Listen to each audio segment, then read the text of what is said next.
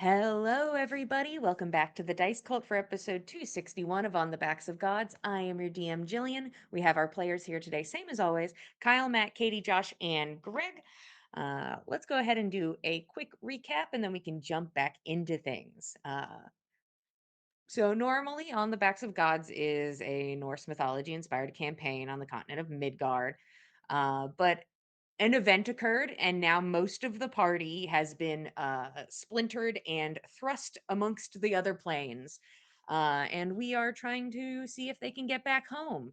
The first of these split party members is Fen, who was shunted to a place referred to as the Tangle, which is a large labyrinth-like forest, like jungle, filled with dinosaurs.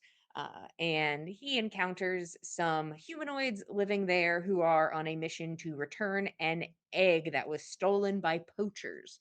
Um, so they are currently traversing the tangle to return said egg, encountering dinosaur and poacher alike. During this trek, they, I suppose, encounter a poacher of rank who seems to have some information in regards to the person in charge, who is Clavin Marshall Havoc III, who she refers to as the greatest marksman she has ever known. Um, and that uh, him and herself not partial to weakness. That once his mind is set to something, that's what's happening, and things could go to blows or could be difficult if that were changed, perhaps. So in attempts to like maybe use her as bait, she's like, you could certainly try. I don't think it would work personally. um and before you could end her, as I believe was the team's intent, she said, no, actually, allow me. And basically scrambled all of her armor and weapons and gadgetry so it could not be used by anyone else, and exploded two grenades, and she is flung over the edge of a cliff. Um, y'all are injured but survive, and Well, you push Spitz did forward. kinda go Family Guy death pose for a little second there, but he was Uh, got right but back up, it was fine. he survived. My statement stands. Um, Still surviving. You all move through the tangle, intent on trying to find these poachers. And Saber's missing arch druid, who is supposedly with them, perhaps. You end up finding a camp. A bit of a ways from where Saber's camp originally was, and after some investigating, you realize it is the inhabitants of Saber's camp. It is the Tabaxi who are originally living in a community outside of a nearby temple, and now it seems they've been pushed further away by poachers who have taken over that spot. Um, Basically, the current second, the one who's standing in for the archdruid, Sabrilla, was hoping that Saber would come back with help, and here's a handful of people, and she's not going to be picky. So, so it seems the poachers attacked, and she made the decision to stand down and have the druids leave their circle, so that to just allow the poachers to take that spot near the temple. Um, she tries to give you as much information as she can, informs you that there are a good number of them, that all of them are armed, that there are large cages in the area, and that they have not heard back from the last scout that they sent out to take in information about the place. Uh, all of you are currently sidling up for a long rest in the new makeshift Tabaxi camp. Um, and that's where we are currently, is with some people laying down to sleep, some people taking watch, whatever it is you may be doing in the early hours of the evening. And Petrie, uh, kneeling and taking a moment to try and communicate with his god Tangulus, the god of dinosaurs, the creator of the Tangle, trying to reach out and get any information on what they should do in this situation. And a thought comes to your mind, Petrie. Petrie, thanks. What do I think of words and locks, shadow and tread, murk and blood, tooth and claw? And he sits there and thinks about that for a while. And then he's gonna go to bed. So that's what everybody else is doing. Okay. Um, is there anything else anybody wanted to accomplish this evening? I know there's a moment where people were like looking at a gun and they're like, does it work? We don't know. We'd have to fire it to find out, but we're not doing that. So maybe we're doing good things over here. So, anything else this evening before you get your honk shoes? I think Nick pulls out a little journal. It's actually like a work planner, and you open it up and it's got like the days of the week. And he just jots down a little note about what he's done that day. And he notices that today is this journal has a bunch of holidays from not here.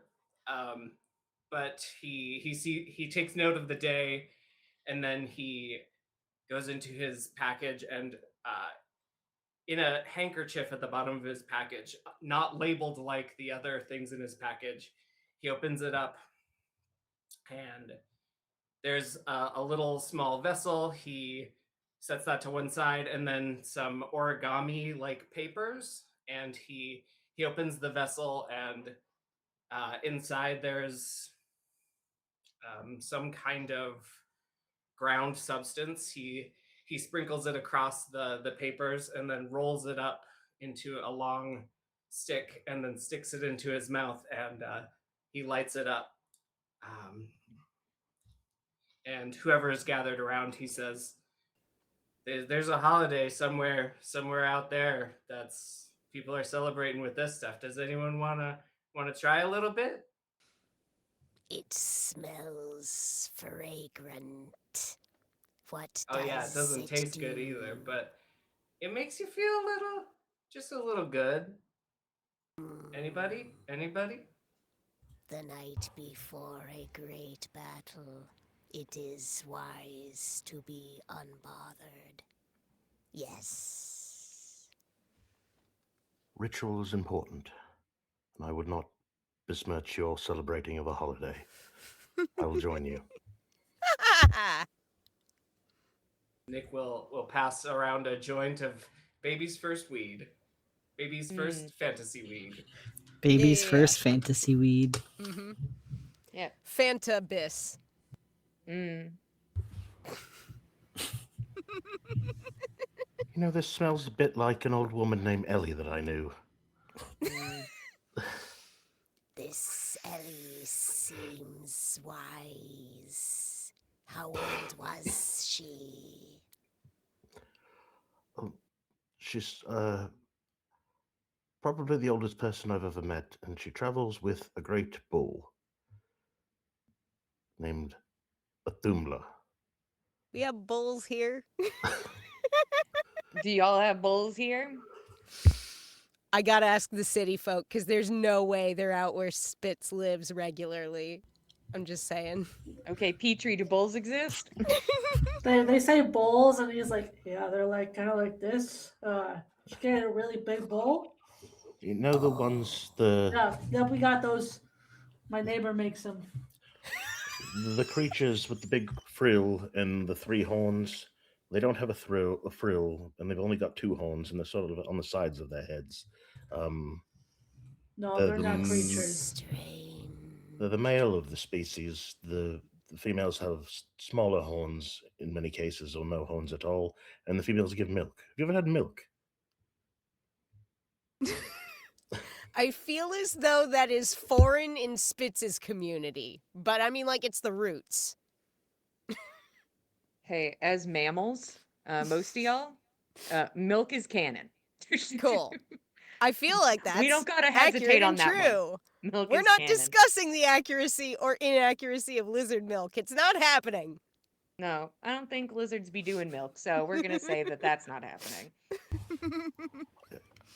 Well, we get milk not just from our mothers, but we get it from these cows, cattle, as they're called, and then Keld bakes cookies, and we dunk it in there, and now this cigarette that you've passed me makes me want to dunk cookies into milk. I wish we had milk and cookies. Does anyone have milk and cookies? Fenn's like You rummaging through his should. rations bag, realizing he's already given out most of what he had. Oh no. Most often, I believe, most of our provisions tend to come from Points over it. Of course, our wonderful halfling friend who keeps providing all of the full meals out of his bag. Spitz is like, I don't know. He keeps pulling out food, so he seems the most likely. Yeah, he'll pull out another a ration, that a self-heating ration, and he'll offer to share. But it is each time it is a halfling portion of food. Amazing. Which does mean it's like English breakfast sized. Smaller. You ever had a full English breakfast on a plate? That thing is like your daily caloric intake in one go. Anything else this evening? I feel You like all- we're vibing and then resting. All right, you all are welcome to take a short or one of the long ones, I suppose. I suppose you can take a long rest. I guess.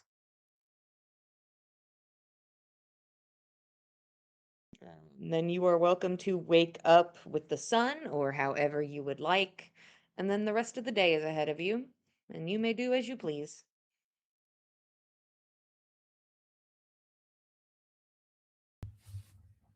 So should we be looking for camp? Should we be deciding how to approach the camp, or should we look for the temple directly?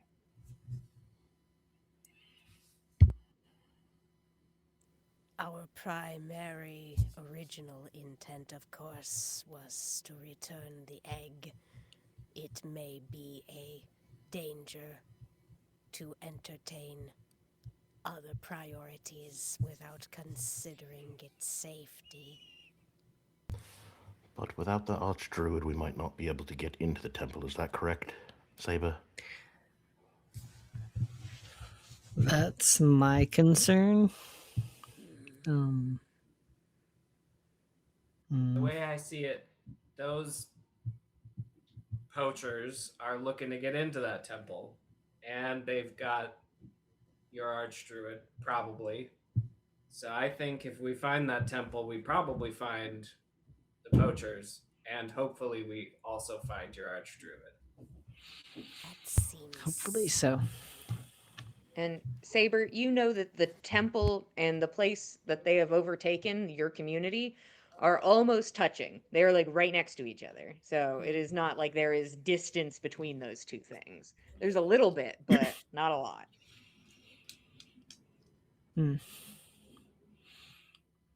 So regardless, we're gonna find both of them. So we should at least head that way. Yeah. Maybe we can get an idea of the size of their camp and the boundaries or something.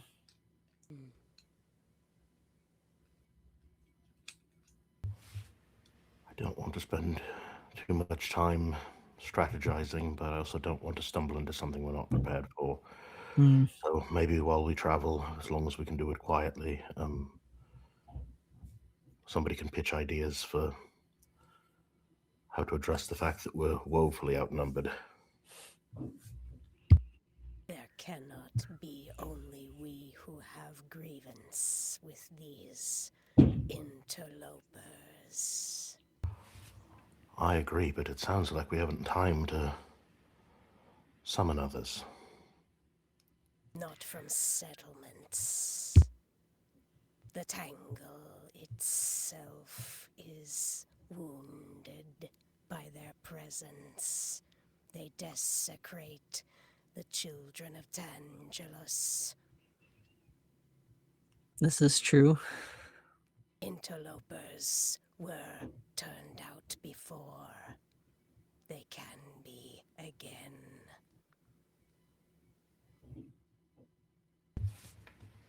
Right, Saber, do you have any idea which way to go from here?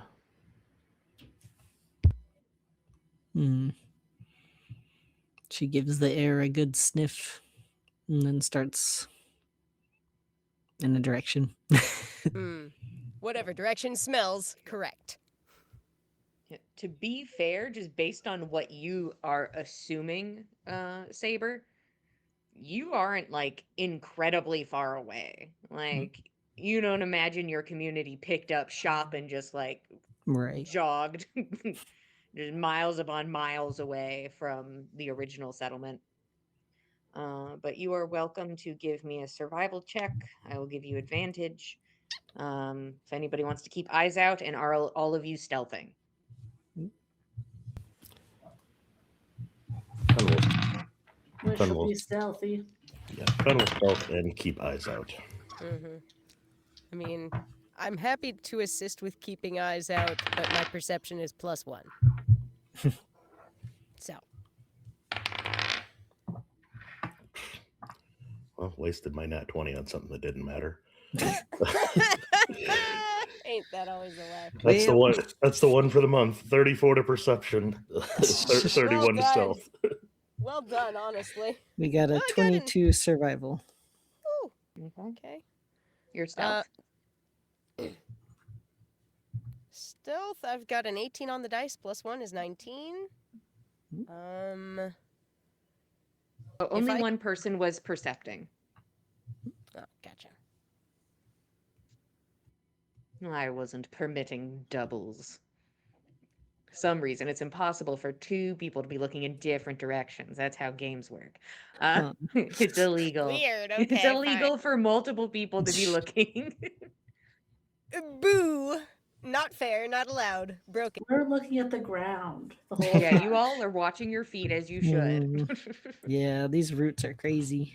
All right, what do we have on stealth checks? Is that everybody? 27. If all of you are stealthing, yes. No. 31. 14. Oops. Go back. Nat 1 for a 6. No!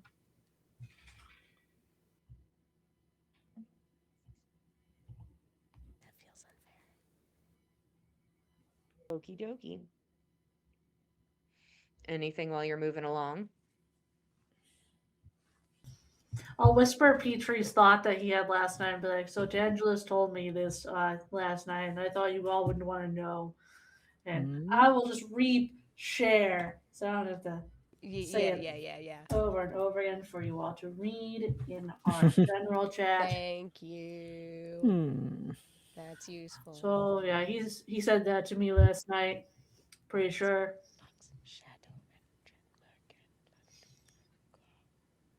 I don't know what it means, but Tooth and claw is familiar, at least. well, that's part of the normal, under tooth and claw.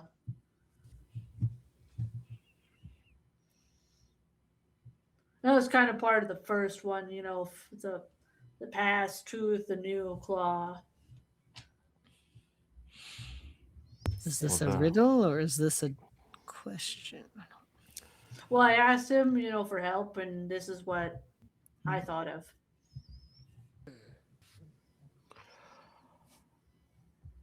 Well, there are locks on the temple now. Sure. Suppose so. And probably on those cages if they're, Hmm. got things in them. Right. Likely. Just something for everyone to think about. Hmm.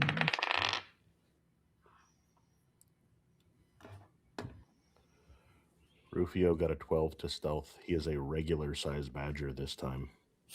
Okay. Ah, Your friend shrunk. How is it? He does that small? sometimes. Oh, strange. Will it grow again? Possibly. Seems to like this form, big or small. Was hoping maybe he would try to be something more useful, but seems enamored with this morphology here. One cannot ask a creature to be what it is not. That's true. I love him all the same, but it'd be better if he were a dire wolf or a giant elk. Those are both creatures from where I come from that are far more formidable than this.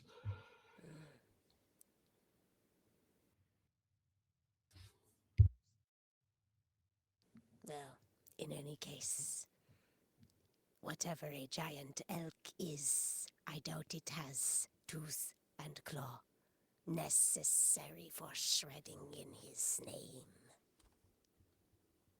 That's true, it doesn't. And in fact, as large a beast as it is, large enough to ride upon, some of the creatures you have here might be able to eat it in one bite, so not incredibly useful in that case. Perhaps for the best.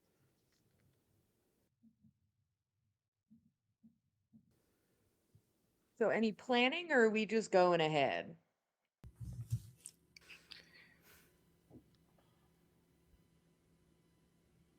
It may be useful, perhaps, if we can draw aside some of the combatants before we get too close.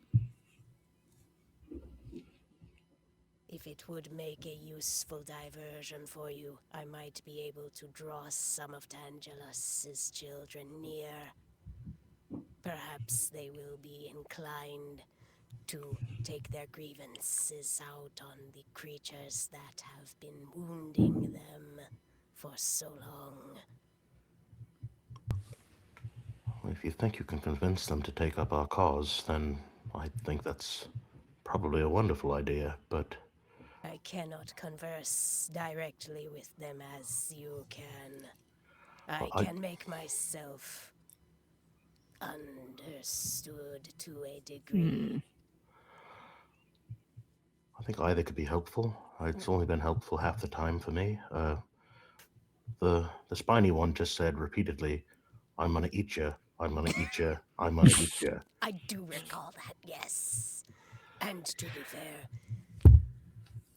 it is difficult to say who among Tangelus's children will be near. Perhaps it will not be any of that might be of use, but we will see what Tangelus provides. And it would be helpful to get eyes on their camp in some form. Just to get some idea of how near they are to the temple and Where they have diverted their numbers. I get the impression that if they were to engage one of those weapons that they have, it would be heard by all and probably bring reinforcements. So if we are going to divert them, should either do it quietly or in a loud fashion that benefits us rather than puts us in jeopardy. Mm-hmm. I do have Fireball if we can acquire a large enough number of them for it to be useful.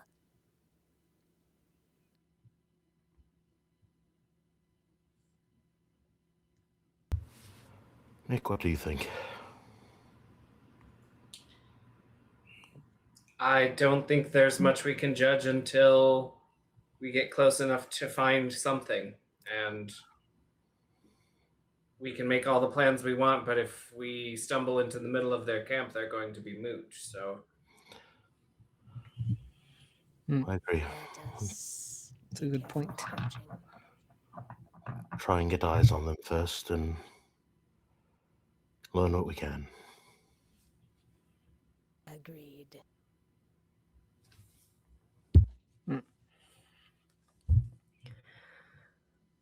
So we want to be stealthy, but maybe we take an approach like we did before, using others' eyes or some other form. It would be useful, particularly if your creature might be able to be useful in that way. Can you communicate with it?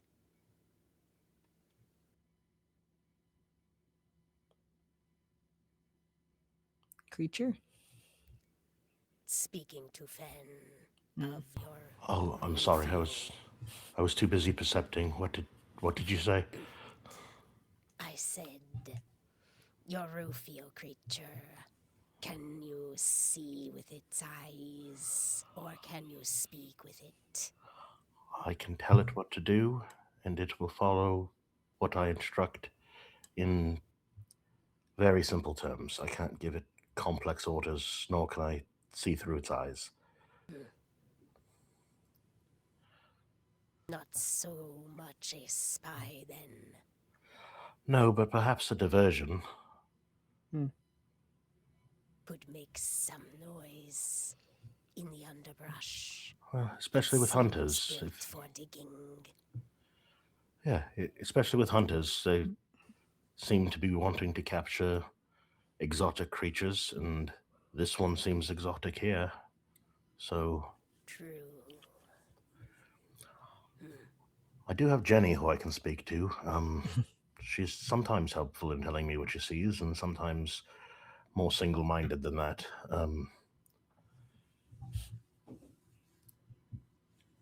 Is it worth the risk? I try not to send her directly into danger, but she's very small, and maybe she can take observations. I've never asked her to count anything before or give descriptions of arms and armor. I don't know that she fully comprehends that, but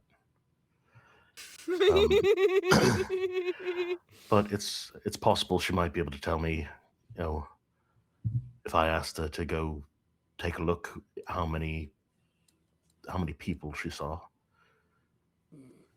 Mm. Well, we know the numbers technically. It's It more would be about better where they are. position. Well, we know the number that we were told, for as much as we want to believe that woman. She might have been trying to intimidate us, and there might be far fewer of them, or there might be It's far true. more, and she's goading us into a trap. Mm. It would be better to know for certain. I mean, I could go up into the trees again and try to remain stealthy and get a better view myself. Can you maintain that safely? I mean, it's always a roll of the dice to some extent, but Particularly in the tangle. I consider myself quite skilled at remaining unseen. Hmm. Though you never know when the worst can happen. Perhaps it would be best to have some intelligence beforehand than none. Definitely. All right, well, once we get close enough to locate where the camp in the Templar, I'll do my best to reconnoite the area and bring back what information I can. If Understood. you hear their weapons go off, make yourselves hard to see, and I will try to bring what I can back into your waiting grasp. But don't put yourself in harm's way unnecessarily.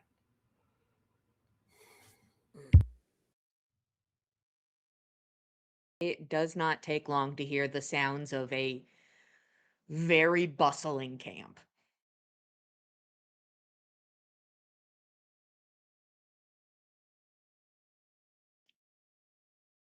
They're not worried about being quiet here. I think it's hard to make a lot of people be quiet. That's true.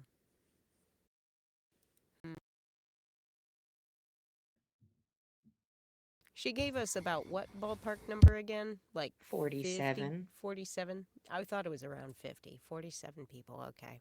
That was her guess if more people died like her team. Okay. All right. All right, well, off I go, unless there's something else that you want me to particularly look out for. Get to Go count, ahead. see how they're armed, see how they're organized. Well, I just don't want you to die. Peachy's gonna reach out and pat Fenn's shoulder and cast Death Ward on him. Hell yeah. Beautiful. Good. Wonderful. I Just in case, friend. You got this. certainly appreciate that. I don't want to die either. There's work to be done here, and there are people waiting for me back home. Nick will give you a wink and finger guns, almost like he's giving you a bardic inspiration, but you don't get a bardic inspiration. Aw. Just feel better. You just like feel pumped up, kind of. Emotionally. You remind me of my friend Roshan. He used to wink and give finger guns, and I'd get a similar feeling of the fact that I could conquer the world. Let's go for the placebo effect, guys. I think Spitz approaches Fen. Taps Fen on the shoulder. You're dirty. Prestidigitates. Fen will resist the urge to recoil at being touched by a near stranger. Yep. Thank you. I'll be back. Fen will Die. up Into the trees with you. Into the trees, being as stealthy as possible. Okay. Go ahead and roll me a stealth check and then a perception check. Is there anything from our team who is vibing in the tangle?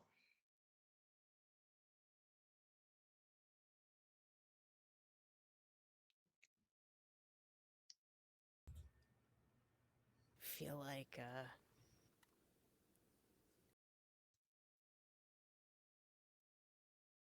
I feel like Spitz is just very locked in this instance. Like he is very intent on seeing some progress on this quest that, yes, he jumped in on rather impromptu, but he thinks is the right thing to be doing. And I don't know if he's like looking outward to any of the rest of the team so much as keeping his head on a swivel and keeping an ear out for gunshots. Ready. Nick is going to hide in the foliage like an ambush predator.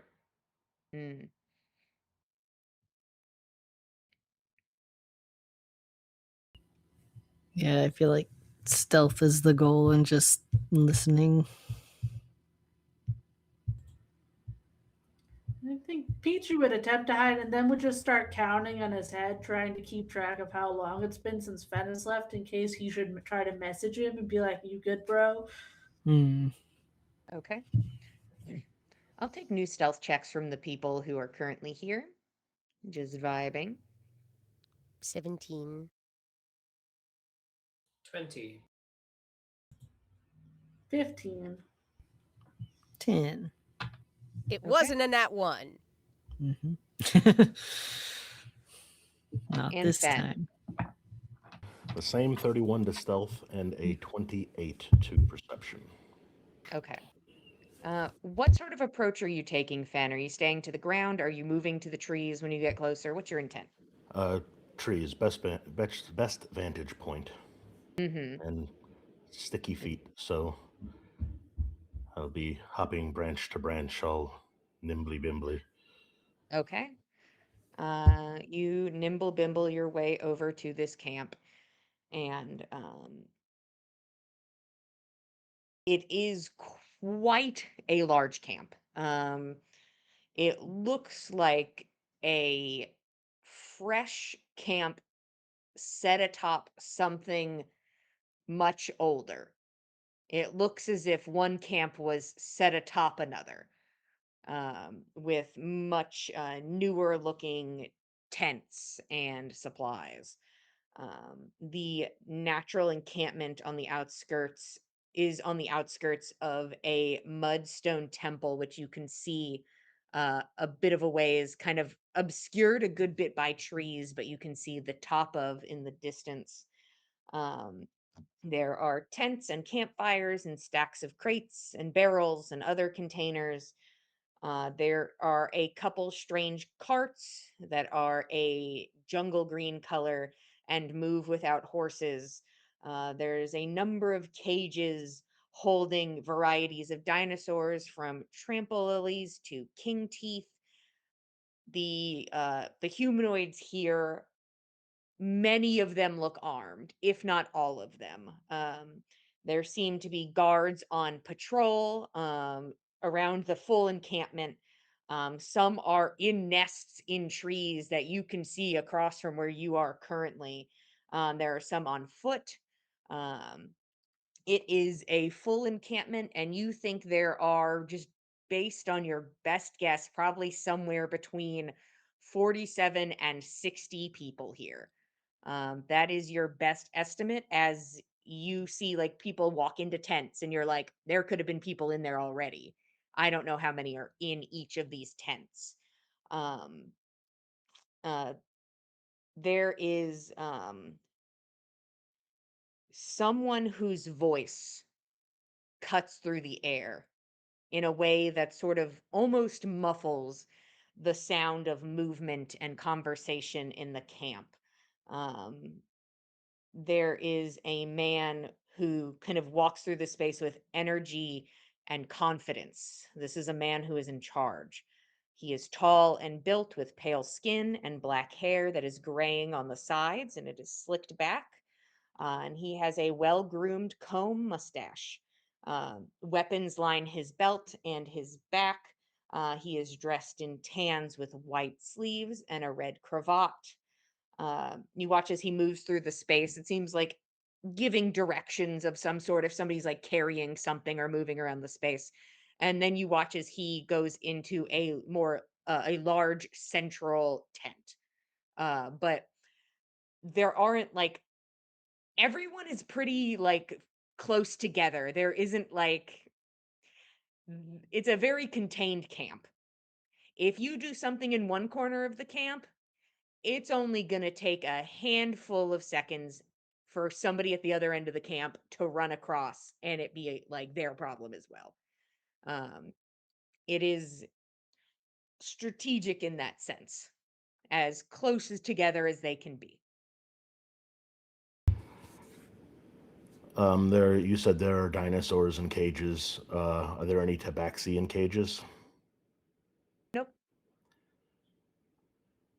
But are there any? These are all humans that are in the camp. They They are all look all like they're humans. part of the operation. Okay. Yes. Everybody that you are seeing is a human, besides the dinosaurs in the cages, and they seem to be involved in this. Could I overhear any of the orders that were being given? For it wasn't anything high stakes. It was like move these there, get that there. Nothing of too much note at this juncture. Okay.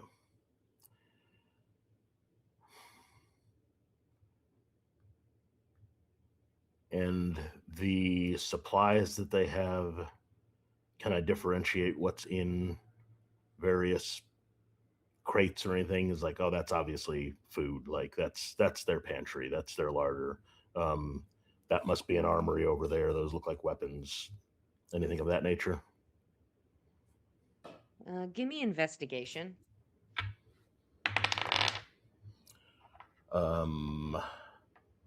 I have proficiency in that. 18.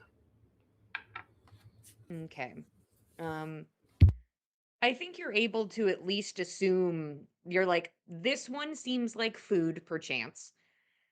But when it comes to the rest of them, I think you're like, it could be weapons, it could be supplies. I am not 100% sure. Things could be inside of tents, but it's not like there's like a line of guns that are presented to be seen, or like a gun sitting on top of a barrel and it's like, I bet there's something in there. It is hard for you to tell. How difficult would it be to get to the cages, particularly the ones that contain, like, the king tooths? They are closer to the edge of the camp. They are not very central, but they are not secluded. There are people pretty nearby to these, and it seems there are people who are keeping an eye on it. And I assume the cages have locks on them. They do. Do they look like anything that any sort of lock I've ever seen before? Like, would It looks Fens? like a keyhole. Okay, That's your best guess from this like crazy distance. You're like, that looks like a lock with a keyhole. all right.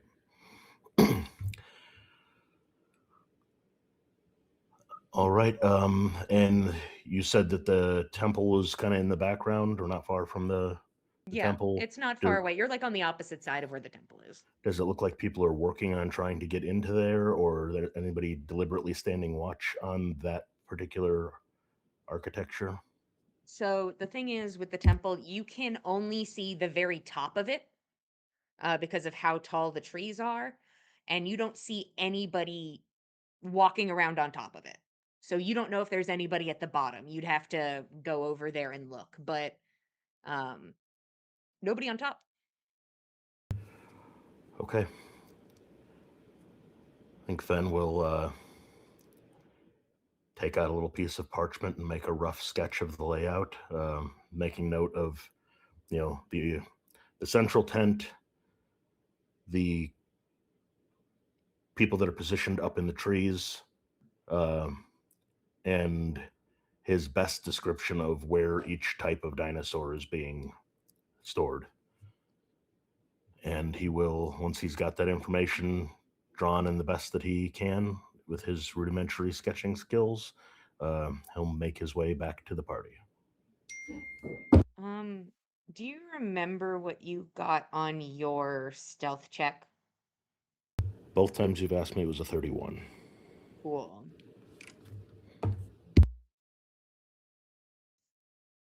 Roll me insight.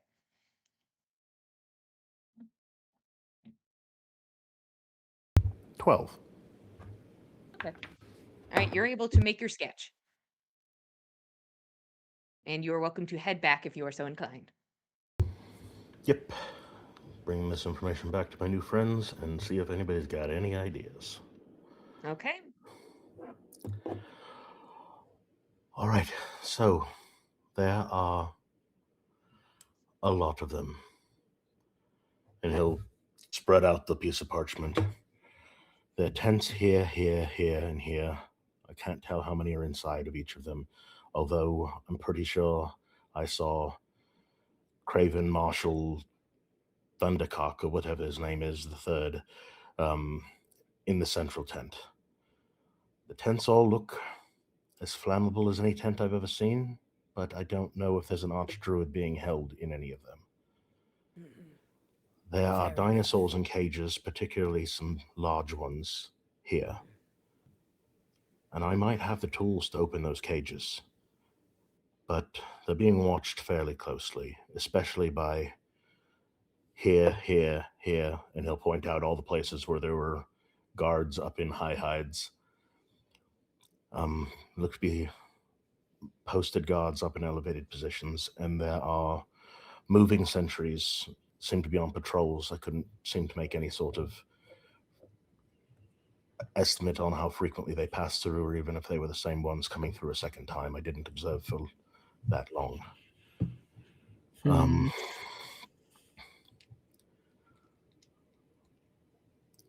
Honestly think that if we can get the dinosaurs out of the cages, that's probably our best bet for a distraction and or allies. Although I can't guarantee I didn't make any attempt to speak to them, whether or not they would take our side or kill indiscriminately. That could certainly cause some chaos, but it's a matter of getting to them.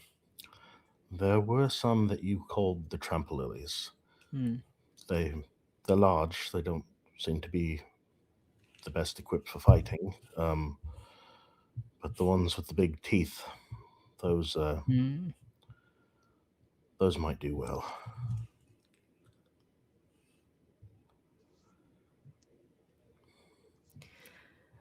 So we'd have to sneak into the camp. And it will be a difficult task if that's what we want to do. There are several dozen of these persons, and I cannot even make a full assessment because there might have been some taking their rests in those tents.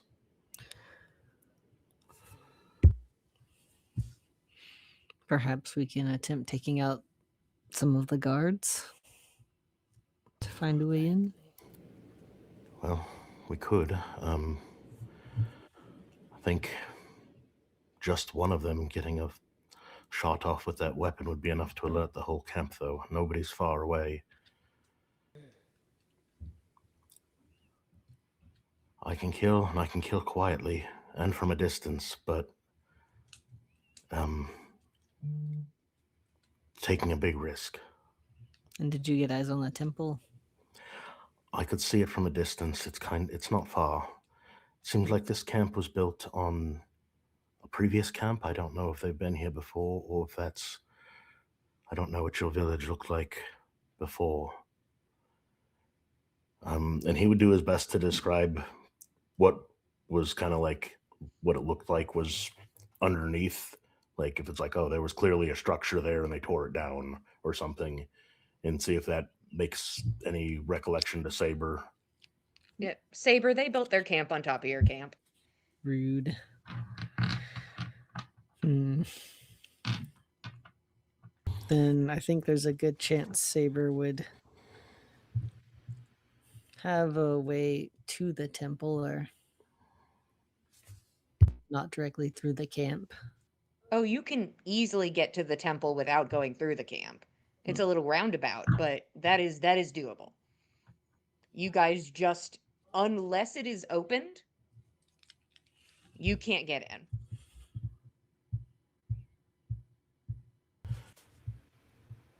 Any secrets in or around your camp? No tunnels or anything like that?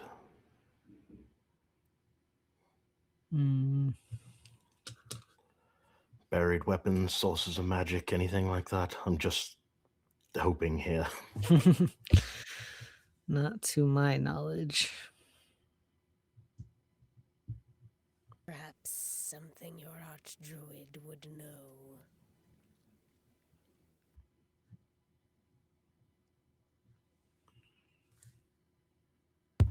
Well, and I was not able to put eyes on the archdruid or even hear what anything being said was. There was no mention made of a tabaxi of any sort.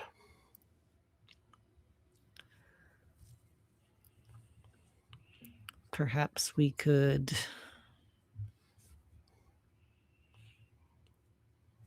Nick, who did you take that egg from? I think it was the lady we already killed. She was in the market. And she was with a fancy looking guy for a little while, and then some other guys. Sorry. They all look the same. They do. So is the egg... Go ahead. What if we... Does anyone here know how to open locks? I do. Okay. What if the rest of us go do like a distraction on the other side of camp to give you a chance to unlock maybe the dangerous looking ones. And in the ensuing chaos, maybe there's a fireball. Nick's eyes light up. uh, but that's the best idea I got. The egg that's in the cage, is it just visibly an egg in the cage, or is there like a towel over it or something? Like, It's a wooden, it's like a wooden crate without the sides on it, but it's wrapped in a fabric, so you can't see the egg. Just a square box on his back. do they know that it was you that took the egg? I don't know. What if we took the egg out, hid it somewhere safe, and walked into camp, maybe one of us or one or two of us, with that crate, and offer to sell the egg back to them? It would get some attention. Or perhaps the egg is our key into the camp. We just have to play along with their whims. And maybe we can get eyes on what we need to get our eyes on. I don't like that idea, but It would perhaps be the fastest and surest way to your archdruid, without whom we cannot get into the temple. that is my thought. I do not like it, but it does seem more wise. And we don't all have to go. We could have someone at some point make a diversion. Yes. I'm gonna tell you right now, I'm pretty bad at bluffing. So if you think you can safely protect this egg, then you can have it. But I should probably be on team do something else. Team diversion. I'm also not the greatest liar. Just normal talking, pretty okay. Perhaps Finn and I. That is perhaps best. He's unlocking the cage, I thought. I'm going to be honest, because I'm pretty much always honest. I can't lie to these folks. They'll see right through me, and I've got snipers' nests to take out and cages to open. So maybe I that's suppose we go with the first plan. maybe scrap the idea altogether of the egg, but it wouldn't be a bad way to get a bunch of them in one spot, particularly their leader. I don't know if Tangelus' magic will let me, but I could try to put a sanctuary on the egg. I just don't understand how it works sometimes. I don't know what you're saying. I have a sanctuary spell that very specifically says it has to be a creature, and I don't know if eggs count. Well, it's a to be creature. That was A Saber creature to talking, but be. yeah.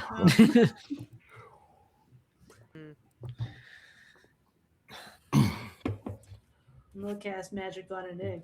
I don't know. Sure. Give it a try. Well, right before we go in, because it only lasts a minute. There. Spitz and Saber, there's a chance that they still recognize me. I would say Right. Spitz and Saber, you look like you come from around here, and if you wanted to sell them an egg, they might let you in. I can certainly be intimidating when I choose. Or offer to trade the egg for the Archdruid. Maybe that will give some indication of where the Archdruid is being held, just so we know not to explodinate that tent. It might be useful to know where not to aim. I can be careful with my spells. Oh, yes, we all believe in you. Never doubted you for a moment, Spitz. But if you do find at the tent where they're keeping those little brown apples that explode, definitely get that in your spell. We want that to blow up. Hmm. Yes, that will go up nicely. I'm just picturing that they just have their grenades all lined up on little tables. Like, there you go. Just Or come else on by it's and like grab one when you crates need on one. crates on crates Grab a of like grenade. Acme grenade supply. Yeah. And then I you all mean, are looking at the word grenade like, what is that? where's the red I can't barrel? read. You know? Yeah, is it red? Aha. Is it painted red?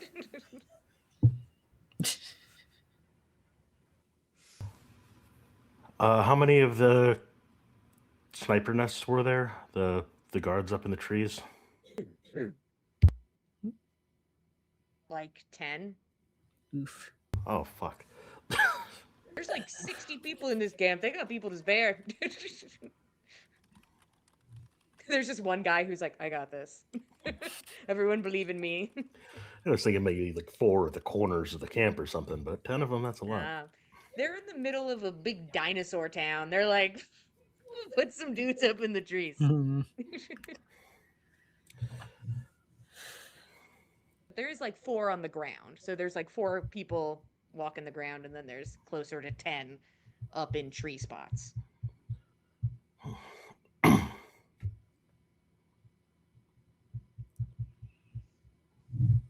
Hmm. It's going to be difficult, regardless of how we approach it.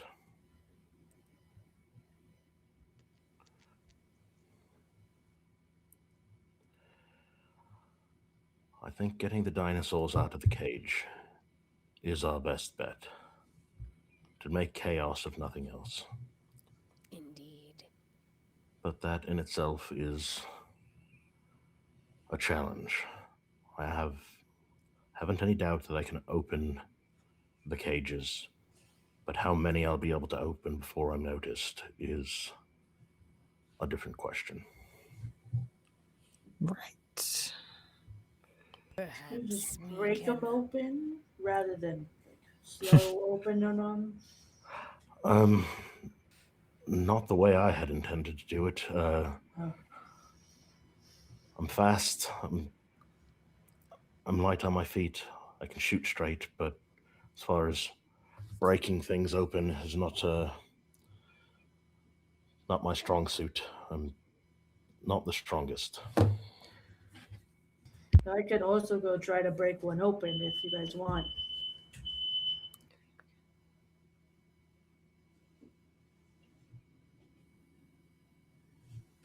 Does someone need to evacuate? Mhm. Okay. It's just sensitive. Yeah, I get it. You guys Dinner's have ready. 4 minutes to enact a plan and move forward, or I can go to break now, and when the break is over, you must enact your plan. Well, I want to make a distraction on one side of the camp, and then I'll start on the cages. Yes, I think we can make that happen. Everyone here is more useful alive than they are dead. Don't put yourself unnecessarily into harm's way. Naturally. Suppose we can try. We certainly must at least be in one piece to take the egg to the temple.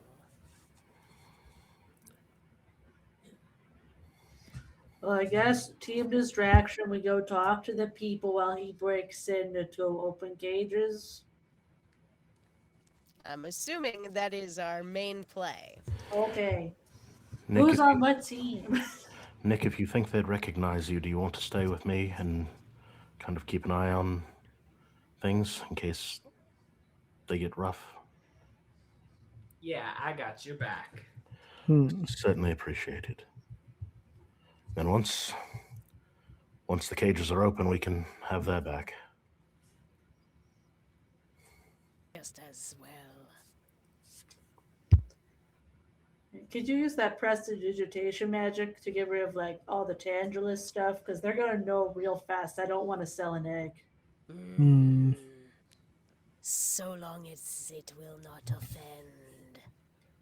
No, I think he wants the locks and things broken. So this is the right option. Understood. And he will press to digitate on Petrie. Uh, Just poof, all that just sort of like crumbles off like ash. and we're just gonna take off his amulet and hide that in a bag for a little bit. Oh, I should In a pocket. perhaps take this off. So as to your prophecy, we've got words, we've got locks, we've got shadows, hopefully, in our favor. Treading lightly. Murk and blood is hopefully will draw blood. Sounds right. Tooth and claw. Murk. They're right there.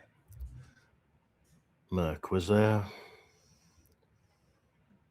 Maybe you're supposed to cover yourself in mud before opening the cage.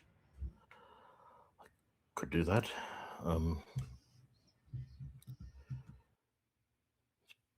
Not a bad idea to be as camouflaged as possible.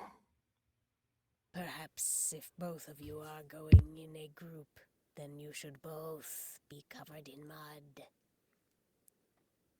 Yeah, I'll pick up some like It's What- no worry. He prestidigitates you both, and you are instantly very dirty. Perfect.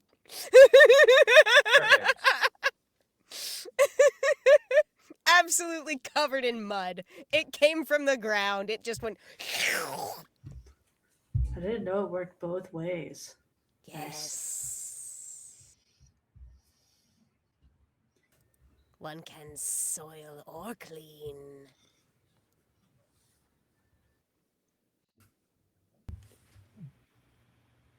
All right. Is there anything we're forgetting?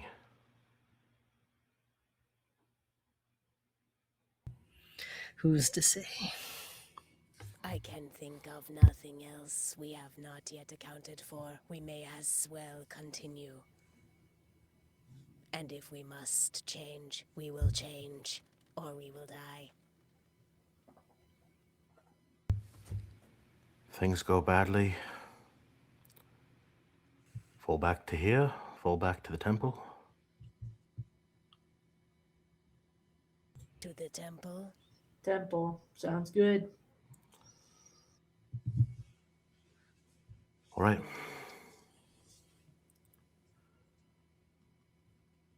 Do not die. I hadn't planned to. The teams split, and that's where we're going to take our break. Thanks for being here. Go get a snack and a drink, and we'll be back in a prompt 10 minutes. Thank you, 10. Setting my timer.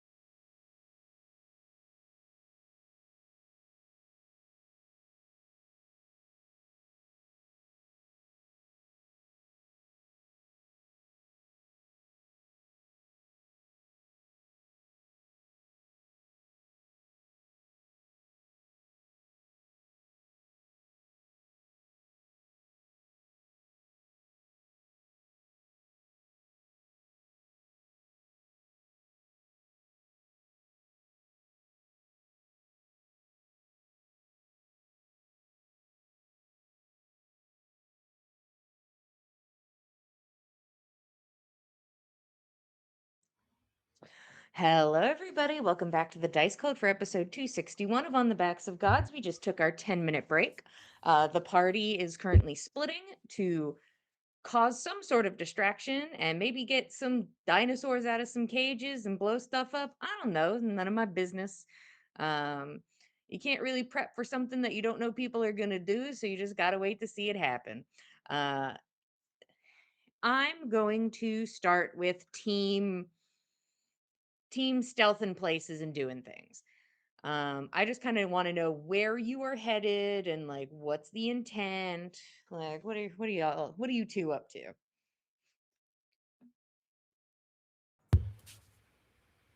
I would think the priority would be getting the large carnivores out first.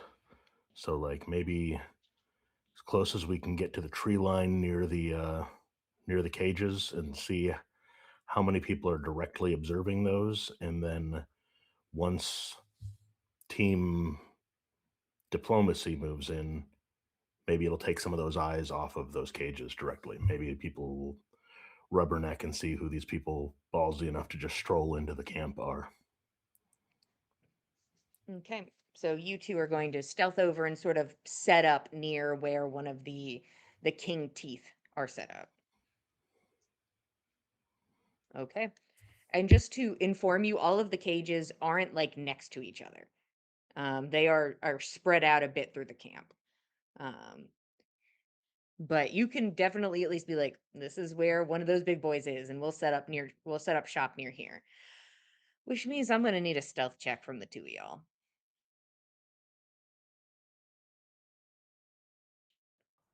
That's a natural 20 for 28. Hell yeah. 30, 35. Nice.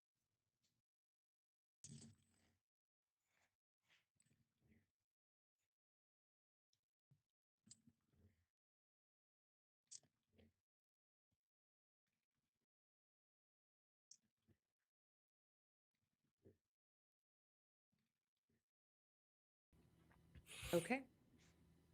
That was so many clickuses. There's a lot of people in this camp. Uh, you two are set up. Now it's other team. I don't know 100% what y'all are doing, so show me.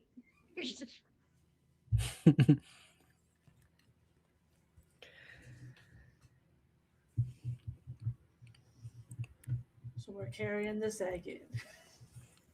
I feel like Spitz is taking like kind of a rear position, like flanked just behind the shoulders of both Saber and Petrie, so that he's just kind of looming over I think these two relatively shorter companions, just like, looming. I'm here too, and I'm the reason why none of y'all will jump these people the second that you see them.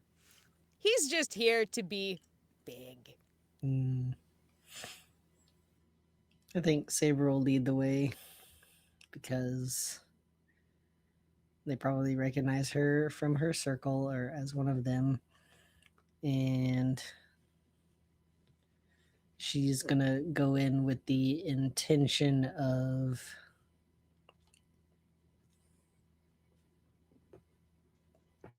I think just genuine concern for where Archdruid is.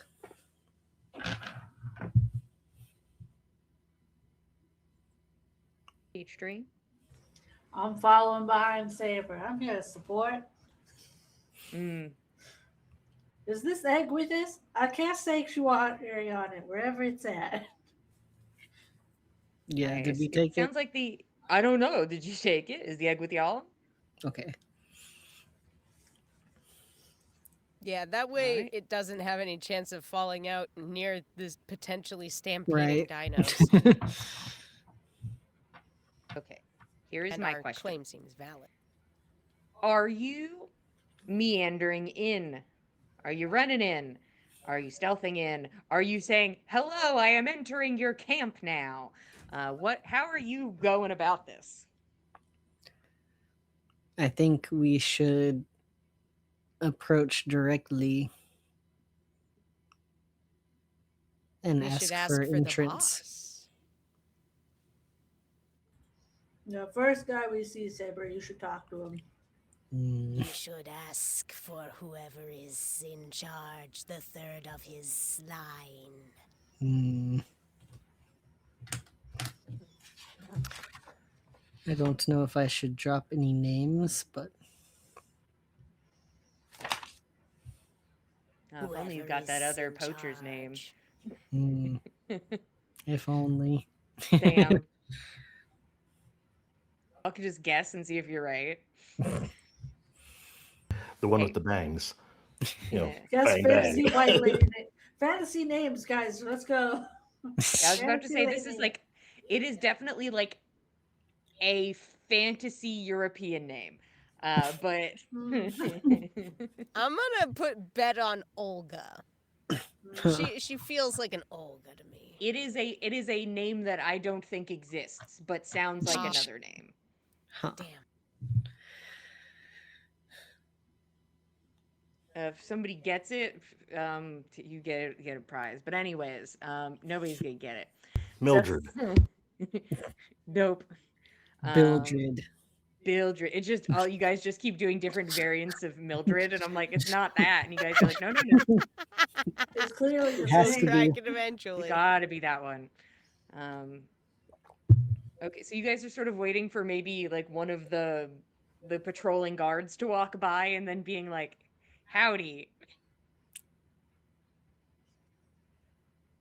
If y'all want Um, for Spitz to Hmm. maybe like just step out and be like, we would like to speak with your boss.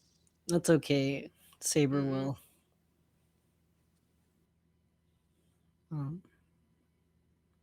Yeah, you see one of them starting to approach. He's on his rounds. I think He's got- she'll. He's got sideburns. It's got sideburns. Wow. I think she'll just try to step into his line of sight. Hello? The immediate whip around, gun pointed at you. I advise that you turn around and go back to where you are from. This is where I'm from. He'll give like a slight glance backwards. Not currently, I'm sorry. Where are my people? I am sure they have made camp elsewhere. Hopefully they are well. I advise you step back, and he gives off 2 whistles. Hmm. We have something you might want, as I think you have someone I'm missing.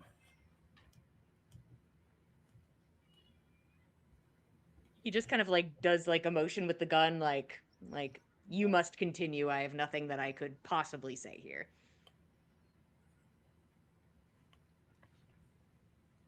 And you can see people beginning to now approach. No change on team stealthing side. Those people have not moved from their positions.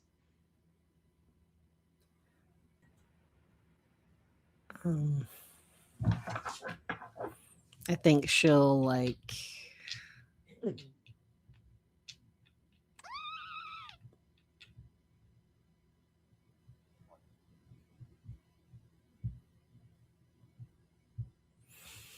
I don't know. I just don't understand your vaguities. Are you talking about this? If Beetle pull out the egg. Is what you meant, Saber? Yes. Okay.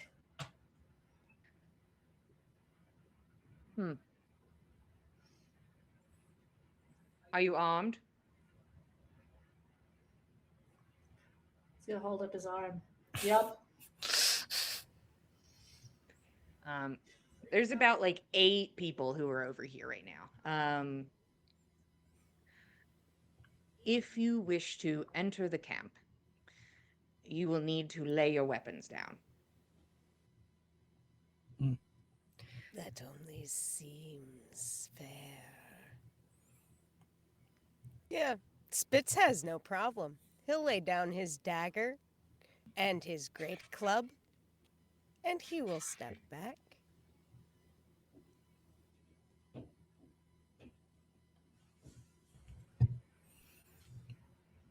Saber will as well. I guess I'm just gonna lay it against a tree. This guy nods and like begins to like kind of motion you inwards, and then one guy like raises his hand. This guy looks a little more knowledgeable. I believe you have magic here. So, you got focuses? I want those.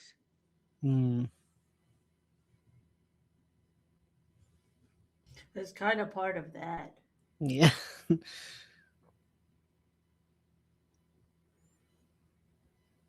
Okay, so you are saying that you two have put down your focuses, your magical focuses. I'm a liar, yeah. Okay, so you're lying. I'm lying. Okay, I need to know. That's what I'm trying to get here. You can't lie to me. You can lie to him. You can't lie to I'm me. lying to him. Unfortunately, Spitz. Sabers is attached to her weapon, so Saber's like, yep, Uh, you got me. I mean, like, well, there you go. We have a partial truth for the party. On top of which, Spitz is playing extremely lizard dumb, blinking one eye and then the other eye. All right, I'll need deception from both of you. Understood. And this one guy who thinks he knows what's going on is going to attempt this. Ooh, natural 20 for a total of 24. yay, nat 20. I get 18 total. You see this guy like blinks a couple times.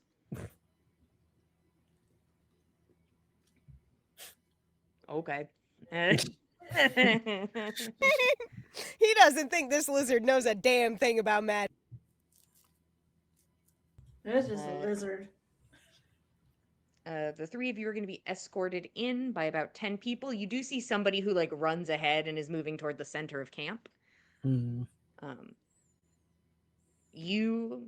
As you approach, you are sort of stopped a little bit away. You can see the large central tent, but you're not brought inside. And then you watch as Claven Marshall Havoc III exits the tent. Runs a finger like hands through his hair to like slick it back to be presentable. Welcome. You're one of the Tabaxi. Welcome. Please. Do you drink? Do you smoke?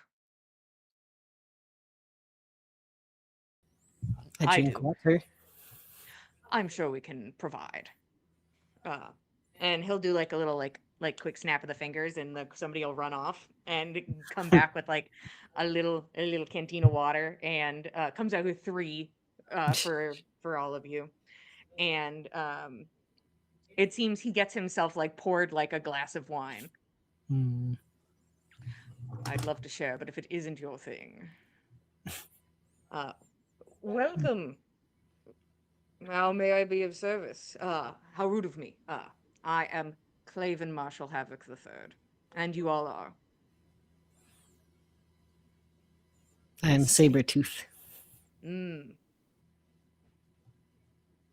Spitz Fury. PJ. It is a pleasure. A circle. How may I be of service? I'm hoping you can help. Our archdruid has gone missing. And last I was told, he was coming here to speak with you. Have you seen him? Well, you need not worry. Your archdruid is safe. Peragio is safe? Yes? Are they here? Uh, yes, we are in talks in regards to your temple. Oh, And if it puts you at ease, because I can understand how this can be quite jarring and upsetting for your people, we plan to move out as quickly as we can. And then your space will be yours once again. And your archdruid will be, I suppose, here waiting for you.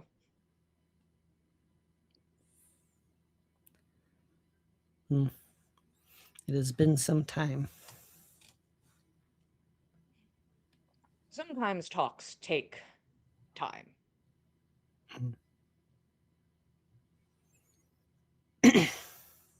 What if we needed to speak with him? Why, may I ask?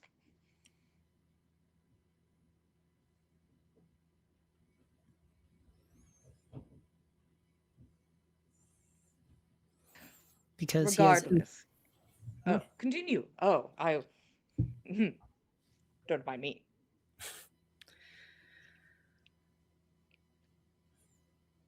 I mean, as I'm sure you're aware,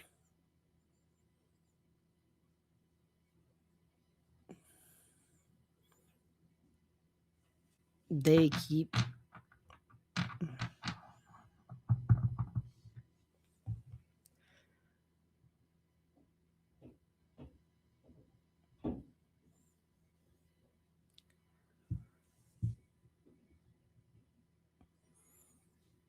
they are keepers of our lore and our magics. Not everyone has that.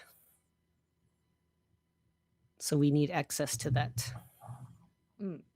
Understandable, as I am also in talks, I think, upon the same topics in regards to your temple. So you need in as well.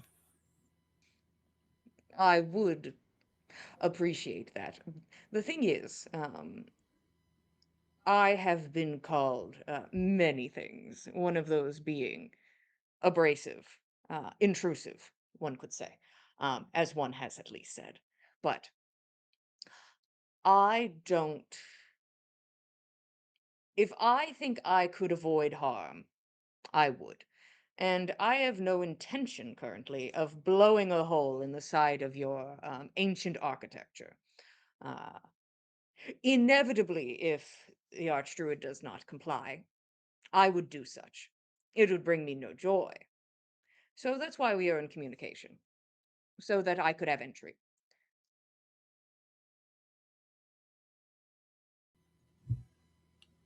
I see.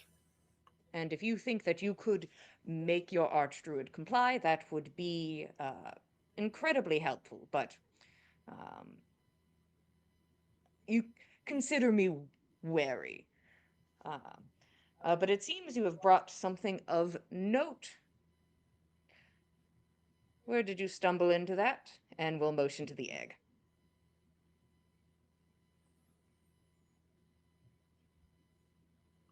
While we were in town.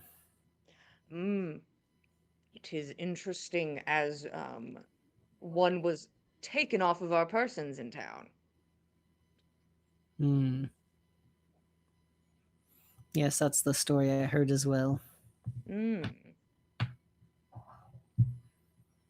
What do you seek in the temple? Well, he'll motion to the egg. Seems one of your dinos. Perhaps a lack of instinct. I suppose could not wait to get inside of the temple. This egg was found outside of it. And that's when we were information gathering and found out that there were more inside. So that is our current interest, is to get a handful of those.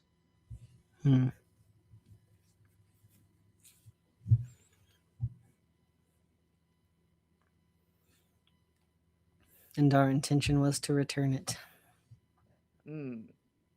I see we are at slight odds, though you're welcome, I suppose, to. I could trade that one out for another one if you are partial to it.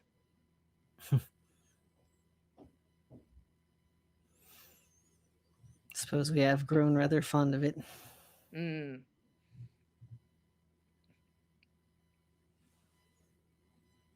Truly a mistake. Quite human. But a mistake nonetheless.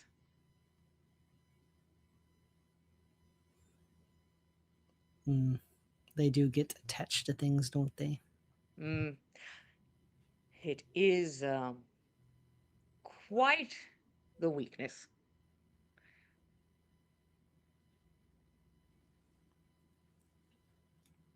And also quite the opportunity in most situations. But as I've stated here, I plan to finish up at the temple, take few trophies, and be on my way. I do not plan to stay long term. I would hate to disturb you any more than I already have. Yes, it has been quite a disturbance. I'm sure. So you are welcome to set that egg down and be on your way, knowing that I will be out of your hair expeditiously.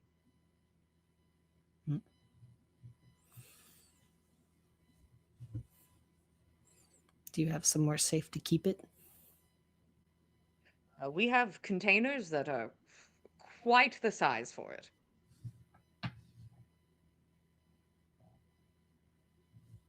I'll show you. And he'll snap his fingers again, and the person just books it, and then eventually comes back with like what looks like a very pretty secure container, kind of similar to what you guys are working with, but hard on all sides. Hmm. Padded on the inside, not much room to move around, very secure. It's a good padding.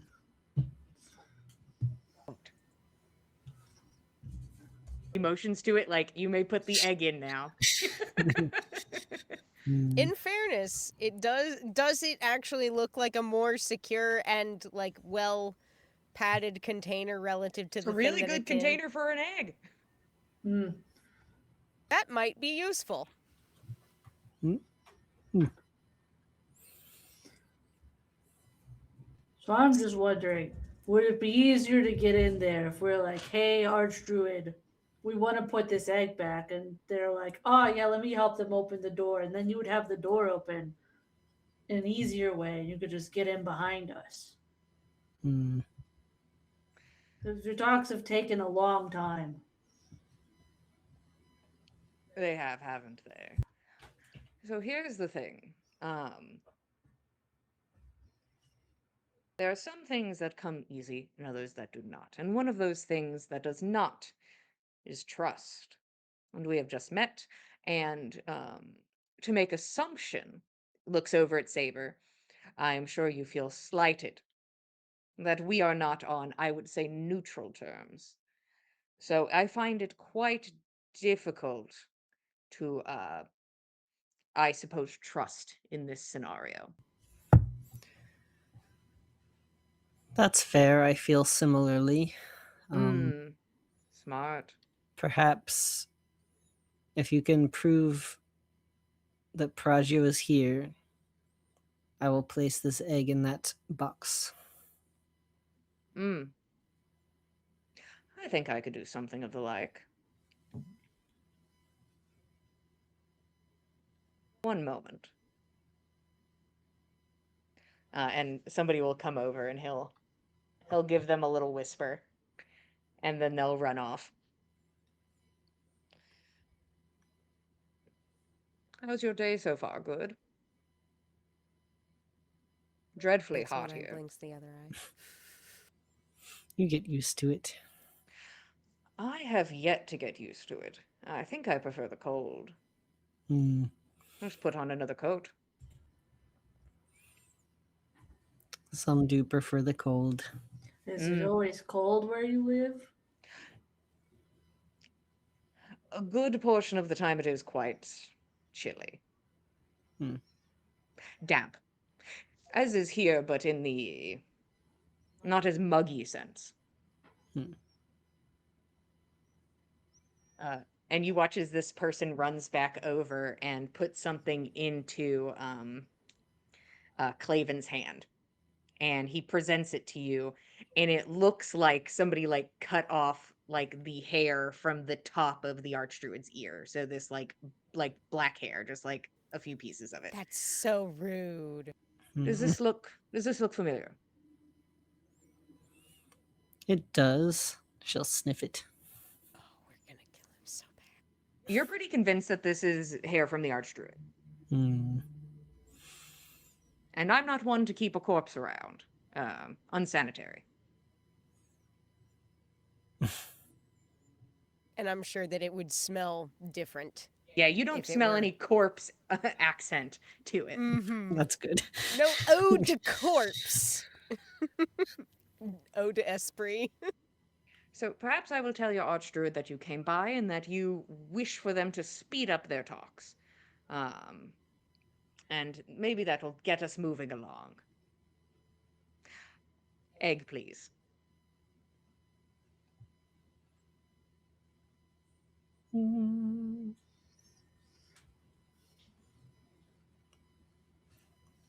She will Don't be put the shy. egg in the box.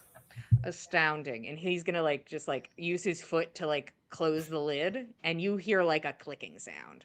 There we go. Hmm. I appreciate you coming to me, person to person. Been a lot of sneaking around. Honestly, swore I saw something earlier. Perhaps you were scouting the area. We were looking around, yes. Smart, dangerous, but smart. I've never been here before, so necessary. Well, hopefully you have found me a warm and gracious host. Are you sure you would not like a drink or smoke? And meanwhile, there are two people sitting in the trees, and like there's been no change to the guard situation where you guys are currently.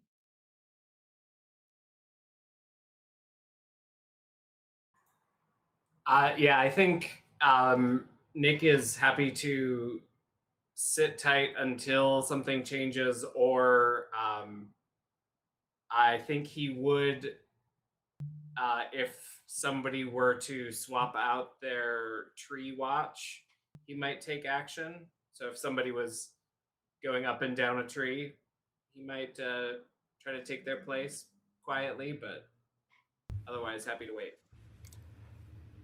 We've had some time to observe. About how many guards do you think are observing this nearest Kingtooth cage directly?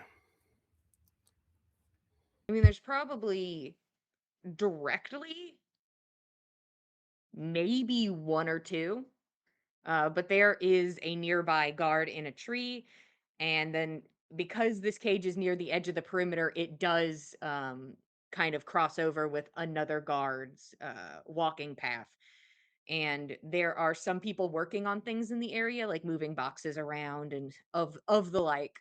But there's like one person who's like, this guy, he watches the cage. And what does the approach from our hiding position to the cage look like? Is there brush or equipment stacked up to hide behind? Is it just flat open, nowhere to hide? So we have brush, and then we have everything else past that. It seems like they've taken down the brush. Either that was Saber's people or these people, you do not know. And there are some crates, so you could get closer with cover. But there is about like a 10 to 20 foot gap between the cage and a hiding spot. And if someone were to just appear at the door of the cage, would they be in a position that they'd be directly observed, or? Yes, you would be directly in one person's eyesight directly, and then everybody else is kind of indirectly. It's in a pretty available to the eyes spot. Okay.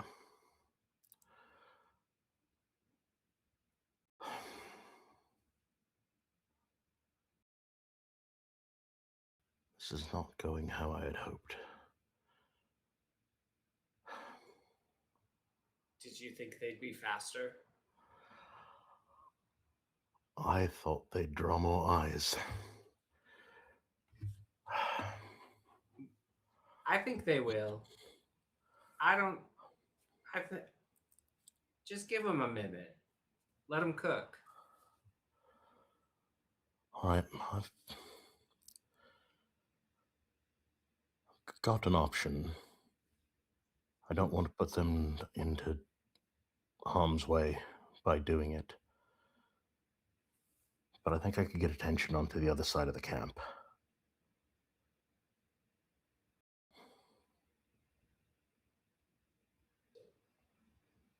Yeah, if you want. It's going to raise the attention of everyone if I do it, but it would be on the opposite side. It would give us a moment, at least, hopefully.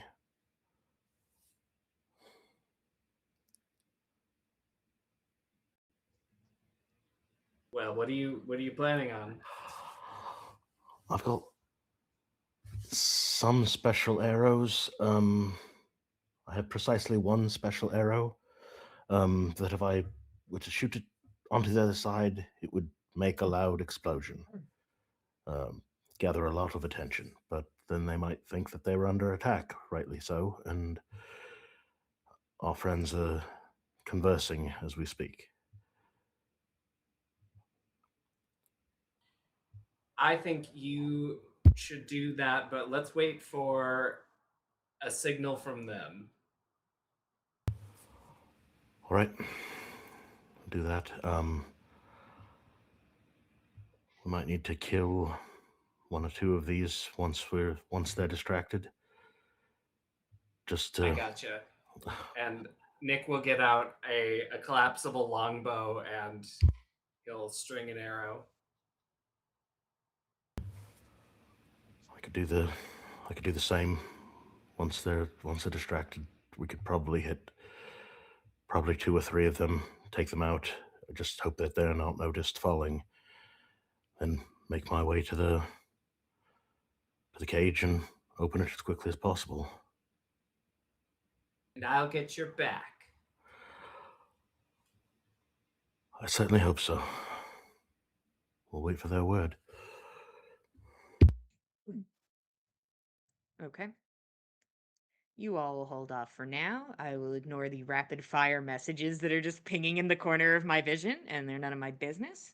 And we go back to team having a conversation calmly. A calm and normal conversation team. Well, this is all appreciated. Thank you for the returning the egg, and if this peace continues, you have nothing to worry about in regards to your people and your archdruid.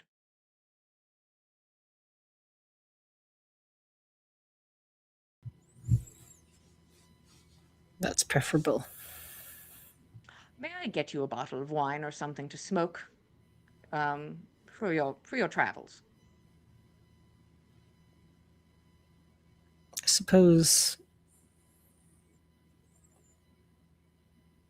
Peachtree, do you like that? I mean, it could be interesting. One moment. And for the first time, he kind of nods his head, and he turns and he goes and he walks into the main tent. There's still about 10 people who are kind of semicircled around you. Fantastic. Which direction did the one guy go running to get the hair from the Archdruid? Let's go with a northern direction. Cool. Spitz is scoping out the south. How many people that way? Well, that's where the people are standing behind you. Neat, And then you cool. have the rest of camp. You are dead center, and then the rest of the donut. So this camp is filled all around. And if southward is where Spitz is looking, is southward also where the dinos are penned, or is that a different direction from us? The dinos are in different spots. Neat, neat, neat, neat, neat. Cool. So, I think Spitz kind of like hangs tight for a little second, glances to Saber, glances to Petrie, raises an eye ridge.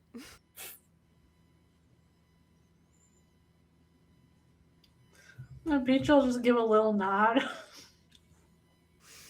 Very good. Spitz will nod and will gently take the diadem from kind of like around his belt where he had kind of clipped it down where it would be out of the way.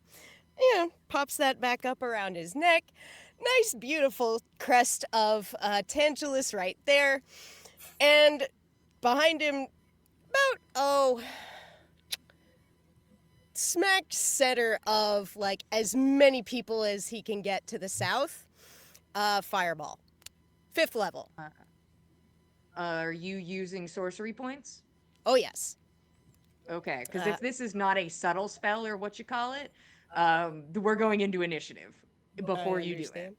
I understand. Because you are being so closely observed, Mhm. they'd be like, and we all start blasting. I'm throwing down And then sorcery points on 10 this. people would just start shooting you guys fish and barrel style. Yep, that makes sense. Yeah. Okay, you have the, I don't know if it's extra sorcery points for higher levels. I don't sorcerer often. Double checking. I think it's the same. I believe it's the same. I don't know. Double checking. I don't think there's any increase. I sorcerer No, I only don't think vaguely so. sometimes.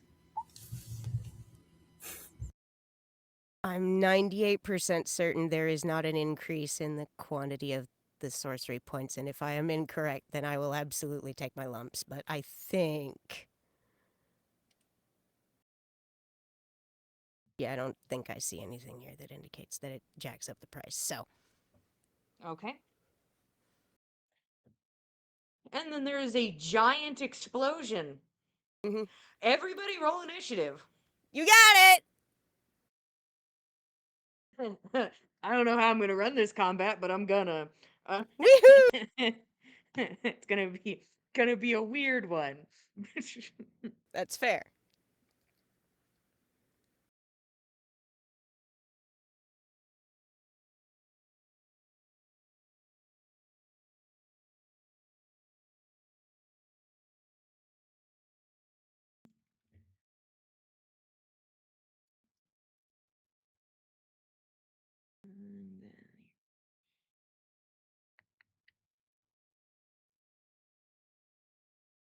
Math.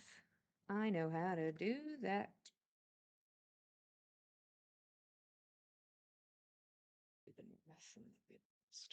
Okay.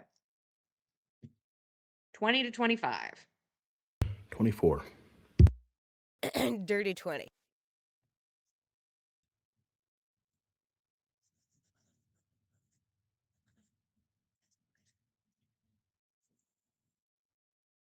$15 to 20. 19. 16. Ooh. Everybody Ooh. calm down now. We are Why- so what- locked in. We Why are are you so high up, locked in. guys? This is weird. Saber, what do you add to your dexterity? What's your modifier? It is 1. Okay.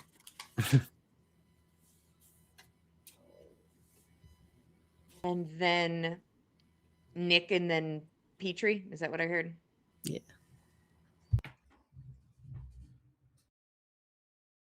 Okay. And is that all, y'all? Are you all in? Yeah, I guess so. I think so. Okay. Fireball. Fan, you're up. So, opposite side of the camp, picking a tree that has a dude in it.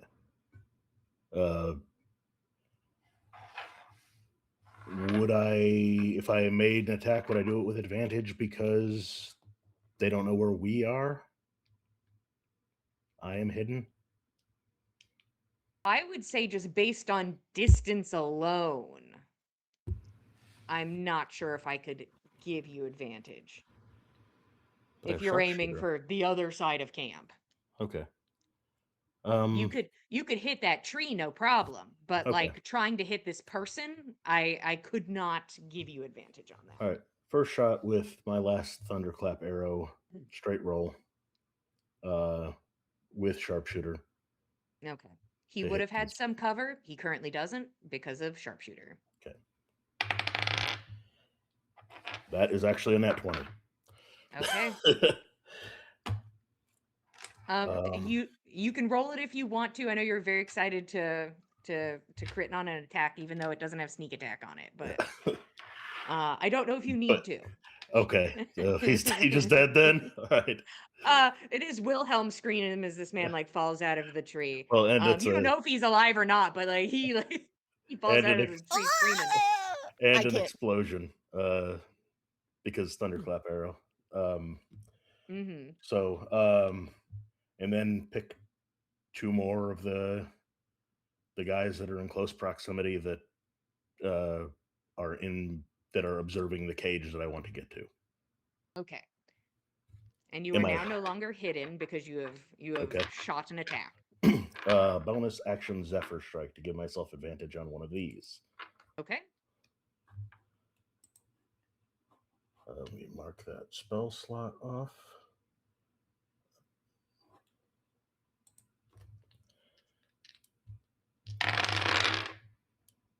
Oh, 2 19s, but no 20. So I assume that that's going to hit. Oh yeah. Yeah, A 19 on the dice, yes.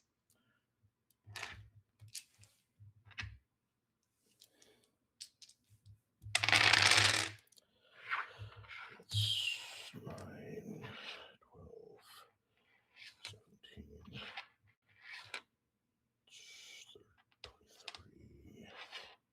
36, plus 17.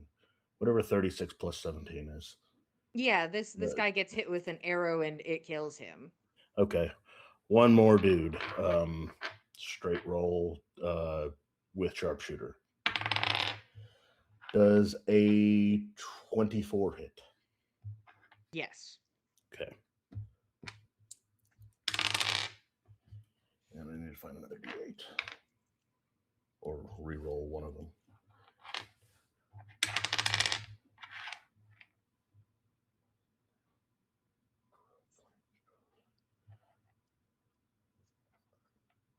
And 29 points of damage on that one. Okay. With the Dread Ambusher and the Zephyr Strike bonus. Yeah. You take out this guy as well. All right, I'm going to use my movement to get to that cage. I don't have a bonus action. I already used my bonus action, so I'm going to get to the door of the cage. Okay. Try to duck down and take some cover or concealment if I can do it.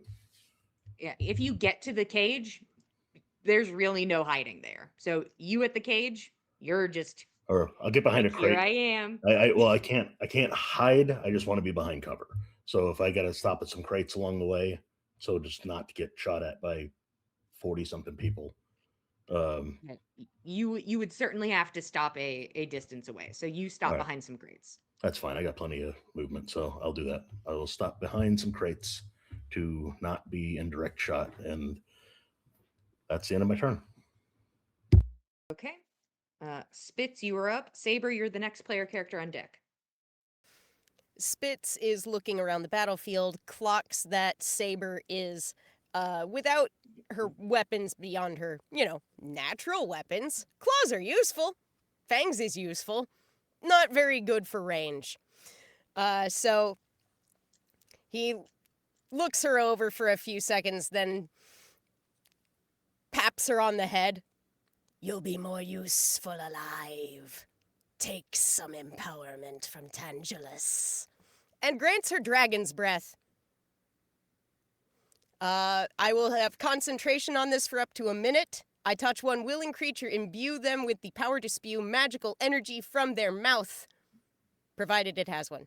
That is going to be acid breath. Until the spell ends, the creature can use an action to exhale energy of the chosen type in a 15-foot cone. Each creature in that area must make a dex saving throw, taking 3d6 damage of the chosen type on a failed save, or half as much damage on a successful one. This will be upcast at level 4, meaning the damage will be upped from, 3d6 to 4d6. Hmm. No, I lie. Oh, No, yes. Yes, sorry. and what's the deck save? The dex save is 16. Cool. Saber burps. Hmm. You're welcome. Don't die. Same to you. Mm. All right. Oh, I'm sorry. I was double checking my number. It's not 46. It is 5d6 when I cast it at 4th level. Cool. 5d6 of acid damage should keep you safe and alive until you can get your weapon, I hope. Here's hoping. And then glances to Petrie. What else from Tangulus from here? And I think that's it for my turn. A turn takes place. Saber, you're up. Do you mind my asking how many people the fireball took out? You don't know. You guys have no idea. You kind of just like hurled it in a direction and we're like, let's go. Let's hope for the best.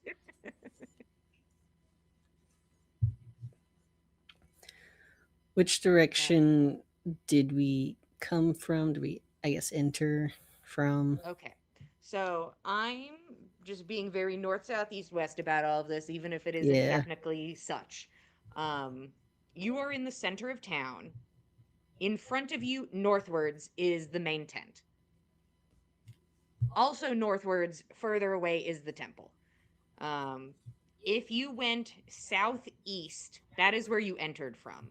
And then I would say your friends are probably to the west. That's what I pictured, is that they're on the western side. Okay. And did I see anyone grab our weapons when we put them down?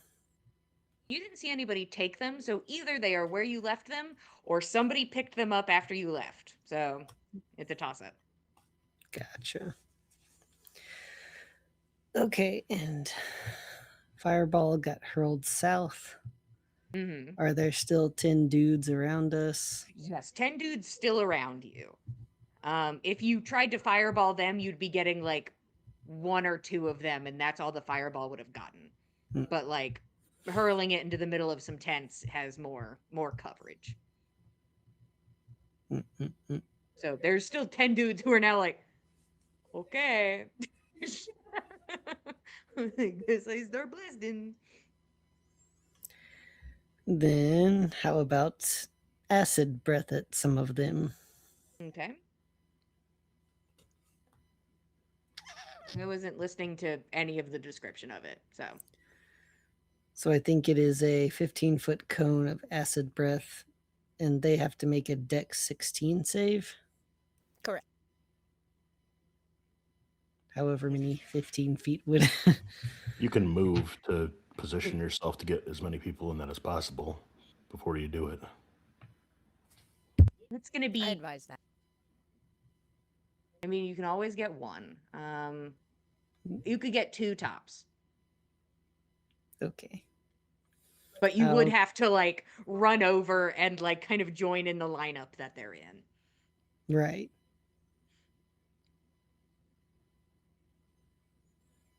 Should tell me what I got to do. Saber will try to get 2 of them in that case, so you have to make a dex 16 save. Do they take any damage if they pass? Half damage on a pass. Okay. They both succeed. Dexterous. Half of 5d6 acid damage. All right. One second.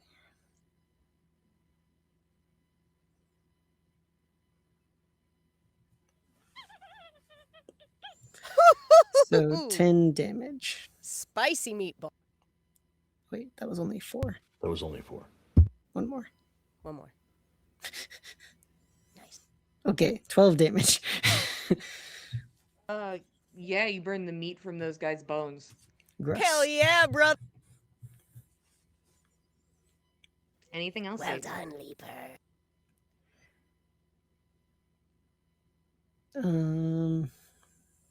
As a reminder, you cannot use any spells currently that have material components, unless you think you got that on your person somewhere. I'm just trying to think of movement. You used a chunk of your movement to get into position for this attack. Right. You still have some, but you used, I would say, probably half to get into position. Half for Tabaxi or half for a normal person? Half Because- of whatever you got. all right. I think. Don't ask, guys. Hey, I'm running a combat with 60 people. It's gonna be loosey goosey. This is gonna be the loosiest goosiest combat She's you've ever just seen in gonna your life. stand her ground for now, so that's the end of my Okay. turn. Okay. Nick, you are up. Petrie, you're on deck. Do any of the snipers in the trees have their eyes on Fen? Yes. I would like to take 2 shots at them. Okay. A 15. It's +8, so 23 and a 15. Okay, both of those will hit. You're probably going to need to aim for the same guy. Yeah. I don't do that much damage. Yeah. So a total of 18 damage. Okay. This guy is hit with 2 arrows, and his focus turns to you. I will do a raspberry and then step behind a tree and hide. Oh, I can't hide as a bonus action, but I can put a tree between us. Okay. Yes, I can go into cover. Okie dokie. Anything else, Nick? Nope. Petrie, you are up. Great. So, how far ish would you say it is for us to get to a dino cage from where we are? For y'all, Yeah.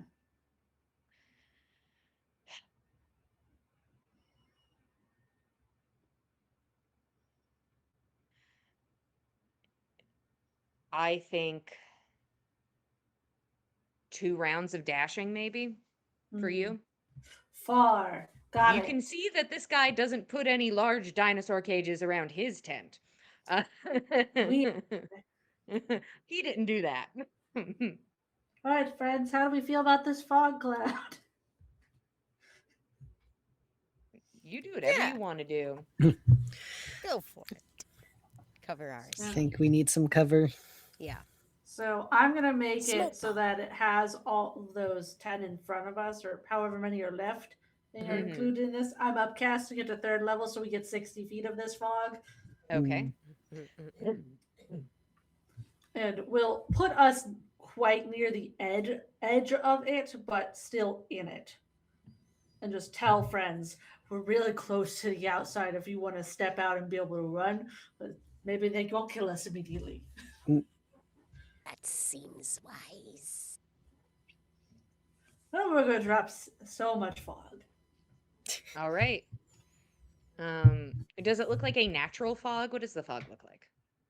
I think it's natural in the sense that it just looks like normal fog, but it does the tangle. very quickly rise up from the ground and just encases this huge area.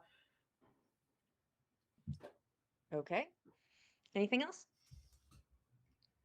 I don't think this man has bonus actions that he can do in the same turn. No, he doesn't. Okay. It's time for a million turns. Everybody get ready for a million turns. So one of these guards up in their nest is in a position where you are hidden from one, which kind of puts you in a position where you're visible to another Nick. So that one is going to take a shot at you. And by a shot, I mean 2 shots.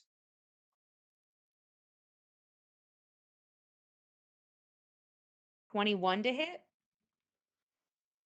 That hits. and then 22 to hit. That one doesn't hit. Oh, Oh, damn. whoa. A twist. 9 piercing on the first, 13 piercing on the second.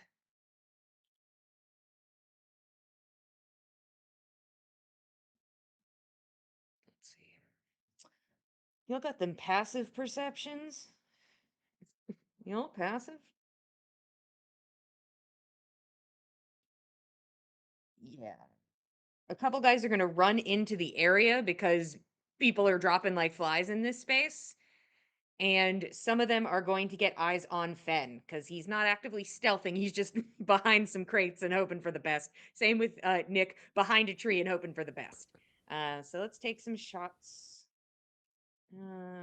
I'm going to see how many guys find you. That's a number. Okay.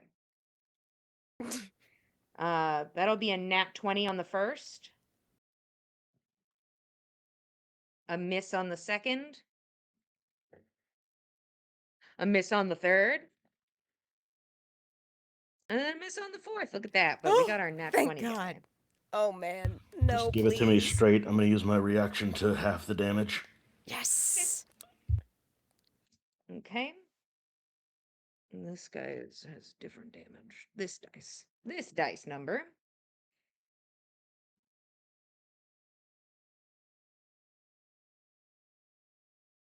So, okay, double that. And then undouble it. But, so it would have been 17 damage. You can go ahead and half that. Put that up there. It's just fucking bullets everywhere. You guys are like in the middle of a fog cloud, and it's just from every direction, and then like a big explosion in another direction, and you're like, well, shit, this is crazy. Now I'm going to do a bunch of attacks at disadvantage on people in the fog cloud, and I'm just going to make my way down the line. What do you guys add to this? Cool. Disadvantage. No. No. Hold on. Bing bong bing. Saber. No, I don't have my shield. 20 to hit you. Yeah. I feel like Okay. that probably would have hit you even with the shield. Yeah. Okay. Um, In that'll be fairness, 10 do you piercing feel better? damage. Ouch. Ooh. And then I will bing bong bing the line one more time. No. Hold on. Does a 15 hit you, Petrie? Nope. Okay. It would have been a nat 20, but it's fine. And that will. Tangelus told us to be in the darkness of the Yes. fog cloud. Exactly. Therefore, That's what Merc. Tangelus meant. It's the merch. So many whistles are going off. It is immediate chaos as people begin to fire upon you. I'm gonna roll a little dice to see if any more people find Nick, because Nick is kind of very much on the outskirts. So we're gonna see if anybody meanders over there on accident, like, oh. Okay. All right, this guy's like, oh, and he's going to shoot at you.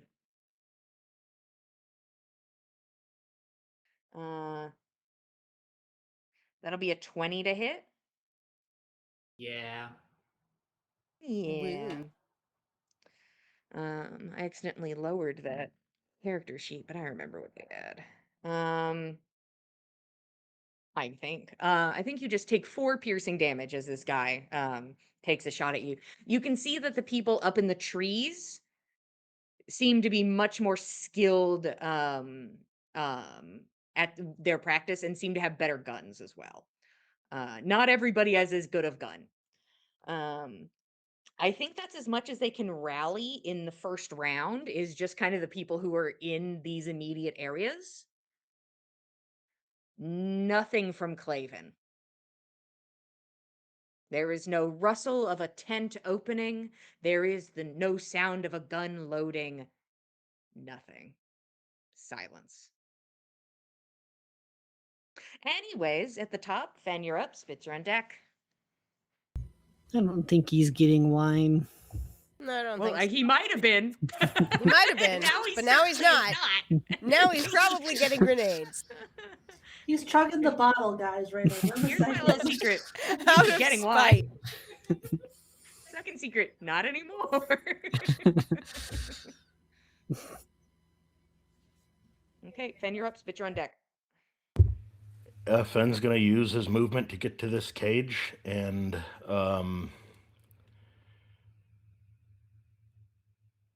can you describe the cage to me? Is it sitting on the ground? Is it On the ground. Okay. Big bars.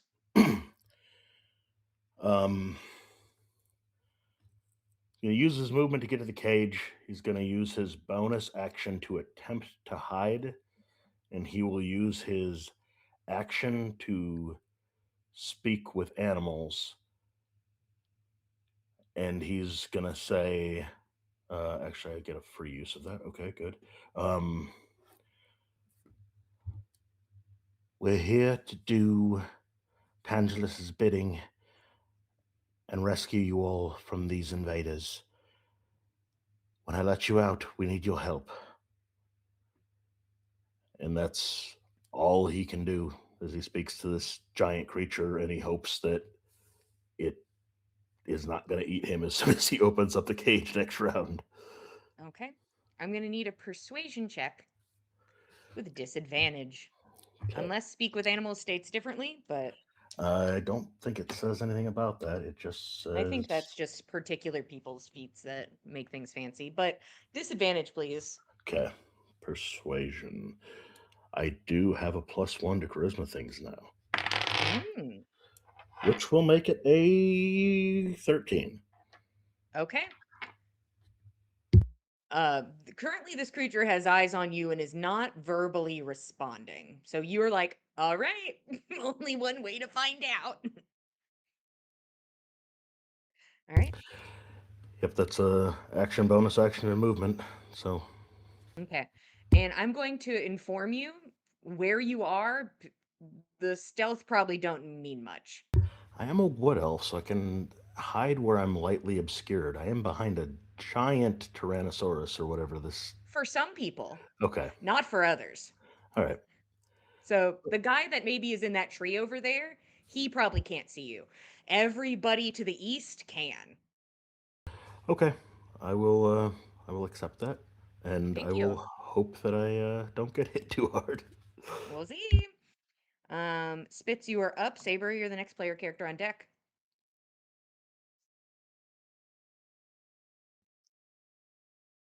Spitz. Sorry about that. Ba-dum-ba-dum. So I want to. Spitz has not moved very much from his original position. And if I'm remembering right, we were kind of just standing in front of where Claven was, right? Yeah, you were in front of the tent. Is the crate just like right in front of us with the egg? Who fucking knows? You're in a fog cloud. Can Spitz just kneel down and reach out where the crate was? He has object permanence. Cool. Investigation disadvantage. Can do. Hi-da-di-di-di-di-di-di.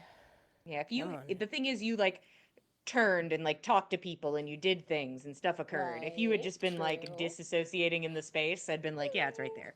but The first combat one was a nat fog 20. I cloud. don't get to keep it. That's Sorry. fine. It's fine. It's fine. I didn't get to keep mine, so I understand. It's cool. It's all right. Okay. The other one is an 18 on the dice, and it was. I'm sorry, what again? investigation. Investigation, to which I get +0, so 18. There's a box on the ground. Hell yeah! And Spitz will pick that up. I have the egg. Let us go. And he will. I think. Let's see. We came in from. The southeast. We came in from the southeast. I think he's going to expect that we are making our way that direction in order to make sure that we can get our weapons back. So he will start 30 feet of movement in that direction, assuming he can get like out of the fog cloud and kite that way. Go ahead and you will be opposing me in a strength check. Cool, fun. Not astounding on my end, but I am blind in a fog cloud. Interesting. I've got, for my strength check, 21. Okay. You are going to shoulder past somebody, but they are going to take an attack against you. Fine. Good.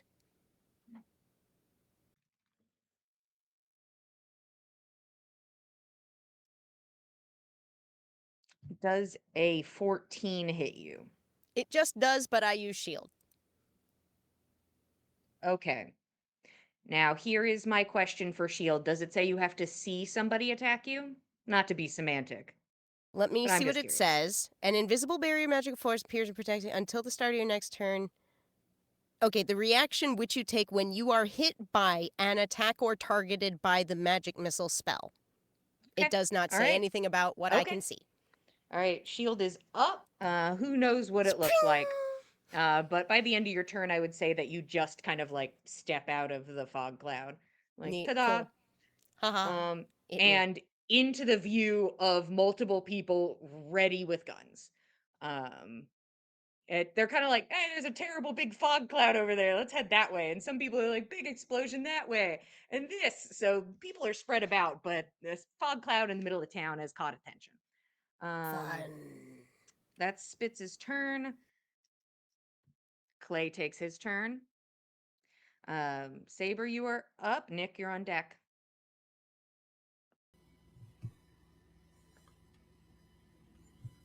I think her intention is to haul ass. So we're gonna head to the southeast, and I just need some help deciphering how this feline agility works, since it is a special. You can move. It just do. So would that mean I can dash and do that?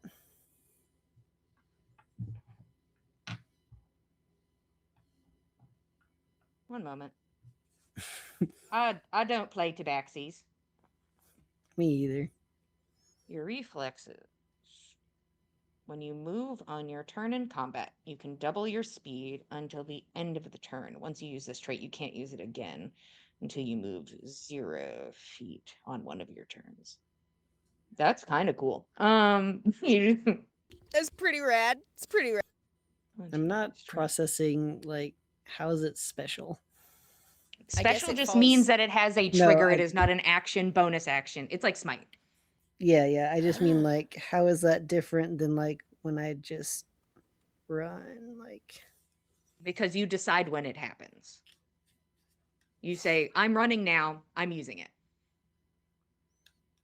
The trigger is you running your movement. When you move. So when you move, you can say, I'm doing this. That is the special. okay, so can I think my question is, Mm-hmm. So that would mean I can double my speed, so that's 60 feet. Yes. And is You that can move something I can? 120 feet if you dash. Okay, cool. Then that's Is that my correct? plan. I don't know, but that's what we're doing.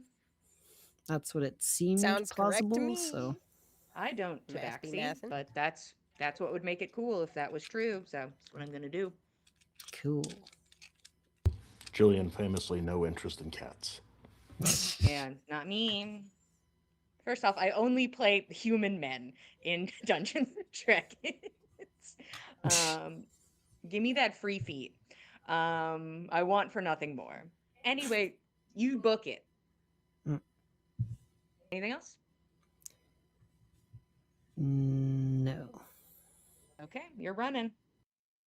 Nick, you're up. Petrie, you're on deck.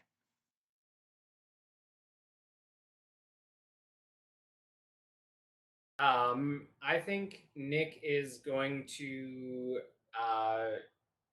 try and get into one of these tents and see if there's anything helpful or chaos inducing. He's quick, but he'll probably have to dash. Okay. But he'll choose a random one that's not on fire. Okay. Roll me a luck check. 15. What do you think you find with a 15? A minigun. It's miniguns. And And so we started with blasting. 6 hot ladies who think we're cool wielding miniguns. I think he does just find someone's tent, but like it's probably a shared tent, a couple cots in there. But I think they've got a table with their weapons laid out on it. And I don't know if there's somebody in there or not, but I think there is a grenade, and he would use his action surge to grab it and I guess try and figure out how to use it. He saw her pull pins. That's right. If he can do it, he will grab it and throw it out the open door. So you're gonna just throw it out the door and hope for the best. Yeah, if there's another tent, toward that or a group of people, but yeah, chaos causing is his main goal. Okay, go ahead and give me like a ranged weapon attack. Peak Marion Sure. Pippin at the festival energy. I love it. Bastard 20. Okay, that's Beautiful. that shit goes flying. Give me intelligence, just based on like how quickly you are able to like work with it. 14. Okay. So you like pull the pin, and then I think there's a moment you're like, what should I do? And you're like, oh yeah, these things blow up. And then you chuck it. You're like, oh shit, oh shit. And the guy next to you is like, oh shit, oh shit. Throw it. We're in the same car for 1 second, and Yeah. you don't want to be. Yeah. Throw it. And you're like, and something explodes in the distance, just like fabric and fire, screaming, the sound of bullets. Anything else? Yeah, I will use a bonus action to grab a hatchet from my belt and throw it at this guy in the tent with me. Okay. It's not very nice. Does a 14 hit? Yeah, he's like in his underwear. Hell yeah. So that He's does taking his nap. 14 damage. Yeah, he's dead. A rude unawakening. He woke up. There's a guy with a grenade, and then he was dead. Yeah, we're good. Okay. Petrie. Yeah, I suppose we'll start heading out of the fog cloud. I'm pretty slow. I've only got 25 feet of movement here. Mm-hmm. But, it's unlikely to work. But I feel like I should at least give the divine intervention a chance to do something. Sure. Give it a shot. Oh, love, Tangelus told me, to think about locks, or at least I think he did. And I would like it if he could open all the locks on these dinosaur cages. That'd be very kind of him. Let's go. I know he's pretty tired. He's probably had a long day. But maybe. You got Maybe. this. That's incredibly rude. I rolled a 10. It's your level. but- Wait, does that work? Yeah, if it hits your level. I thought it would be less. Yes! No, it's your level or less, I believe. Yes! I rolled a 10. Yes! You don't get to see it happen. Who knows if I'm it in does? the fog. Every Spitz get single to lock see clicks open in aggressive fashion on all of the Fen. Fen, you're about to lean in, and you watch it open in front of you, and that gate slams into you as it swings itself open. So, Fen, go ahead and take just 4 points of bludgeoning damage as this gate is just, by the will of God, I suppose, flung open, and sort of pushes you to the side and out of the entryway. And you, So good. From your pinpoint, you can see other doors have opened as well from where you are, Fen.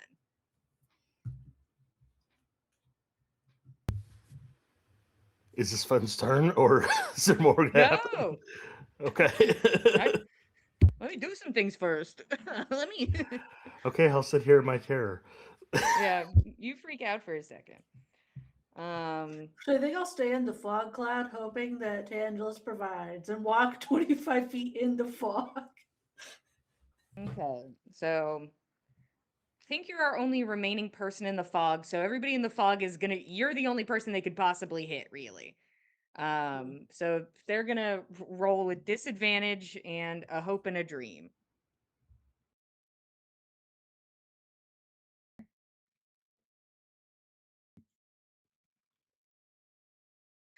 Hey.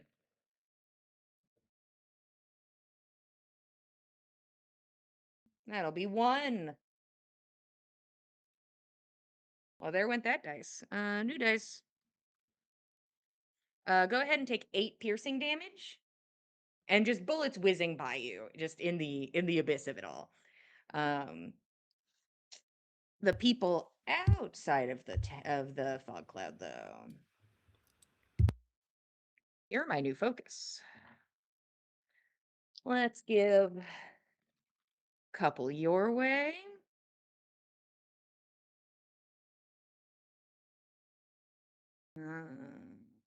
What's your armor class, Spitz?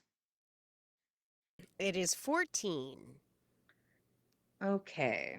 It's Is a your max of shield still It active? is. It's only active for a round, so if I activate it again, it'll be active for this round. It goes through the entire round until your turn again. So was it on this Oh. this I'm trying to remember. Was that this round? Okay. Yes. Then yes. That's my smooth brain. Then yes, it's still active. So a total of 19 for AC. go ahead and take. Am I just bad at picking up the dice, or was that the numbers? I'll go with what is on them now that I'm holding them, because I don't remember what was before. Go ahead and take 9 piercing damage. Roger, roger. That's going to be 2 on Saber.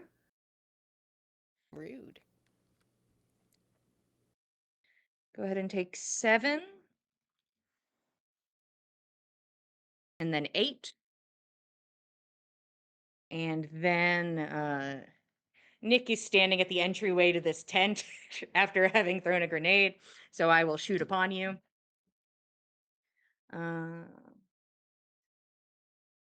What's your armor class? 19. Okay. That'll hit. Go ahead and take 12.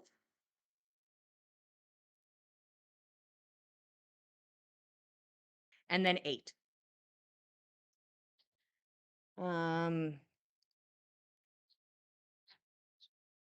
Fen is in front of a cage, but it did open and there's a big dinosaur inside. It's really a debate here. But a couple are still going to be like, who the fuck's that guy and why'd he do that? So a couple of them are still going to shoot at Fen. One of them is going to hit.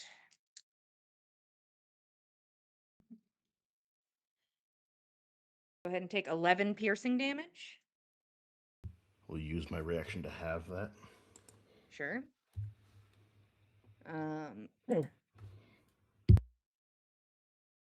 And for this, I'm about to leave initiative, as I feel like we have entered a chaos state where I am not running a million dinosaurs and 47 men, and we're going to go a bit more narrative with it.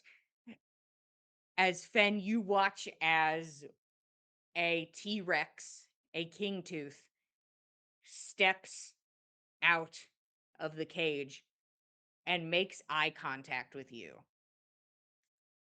And then it is going to turn its head inwards and it's going to reel back and just lets out this like imposing roar-ish sound, almost more of like a clack to it, and is going to just start charging forward. And in many directions you see dinosaurs charging forward. It is the sound of guns and fire and dinosaurs, people screaming. It is chaos. What are people doing? Claven has been nowhere to be seen, by the way. He's like gone. I would like to be on the back of that Tyrannosaurus Rex, shooting my bow heroically at anyone who dares to show their face. Sure. Give me dex. Just give me straight dex. It's for you to be on the dinosaur. 17. I think you could stay up there for like a couple minutes before you're like, okay, oh fuck, like before you kind of have Before I to do a slide back cool down. backflip off of it. Yeah. You eventually are like, either it's gonna buck me off, or I have to do a cool backflip off Yeah. of this. So you The pick the This is a cool. slide down the temporary tail and perch. get to the end, and it just has Yeah. a little bit of a curve that Yeah. backflip cool off of it. Yeah, But very I'd say that nice. everybody at least gets to see Fen on the dinosaur, just like loosing arrows for a moment before doing a cool flip off of it. What are other people doing? There is so much chaos. You guys almost aren't the focus. You can make yourself the Fantastic. focus, but you're not really the focus. There's a bunch You of know- dinosaurs in the camp now. And fires. The one place Claven will go is to your druid and then the temple. Let us get our weapons and go. Saber's goal is to first get her weapon because she needs that, and Mhm, then it would be to try to find the archdruid. Indeed. Indeed. Similar vibe here. Go Yep, grab yep. hammer. Yeah, you Getting all are our able shit to and then we go Through the rocking up chaos. on 'em. Yeah, you're able to Yeah. get your items and convene. Is there anything else before the convening occurs or before you start this trek? I think Nick is hopping tent to tent, throwing any grenades he finds because that's fun. Yes. And I think Brilliant. We he's love it. he's just getting closer to the rendezvous at the temple. So hopping from cover to cover, causing as much chaos as he can. I guess we're dodging grenades on our way back now. Yeah, that's Yeah, fair. these are indiscriminate. These Yep, grenades are just indiscriminate. everywhere. I feel like Spitz, having seen Fen like riding a T-Rex, is just he's finally got it in his head that, you know what? This is what you're meant to do when you're being a hero for Tangelus. It was done by his forefather, and it will be done by him. He will find an opportunity to ride a dinosaur and use the increased like vantage point to absolutely murder some mercenaries with some excellently positioned acid and fire. Of course. Give me Dex. I'll give you Got advantage you. because it's in your blood. It's literally in my blood. It's what drives my magic, you guys. Okay. Advantage. Yep, better one is 18 on the dice plus 1 is 19. Okay, you are definitely able to stay up there for a hot minute if you are so inclined, while your friends gather their items, and then when you I see them provide start cover. like running, and you're And then like, it's okay. And now I go. Thank you, friend. Ha ha! As you ride a dinosaur, raining death as fire burns behind you, you eventually jump off and can join. So it sounds like everybody is convening, and we are making our way to the temple. Yes. Okay. All of you, I'm assuming we're running. Stealth is dead. Stealth has is been dead. It's so Stealth is dead. dead. We are bobbing and weaving, running, jumping. We're throwing Yeah. grenades behind us so they know we're coming. We're zigging and zagging. I would say that Nick had like 2 more grenades and like threw them behind you, be like, don't follow me. Hmm. No, no.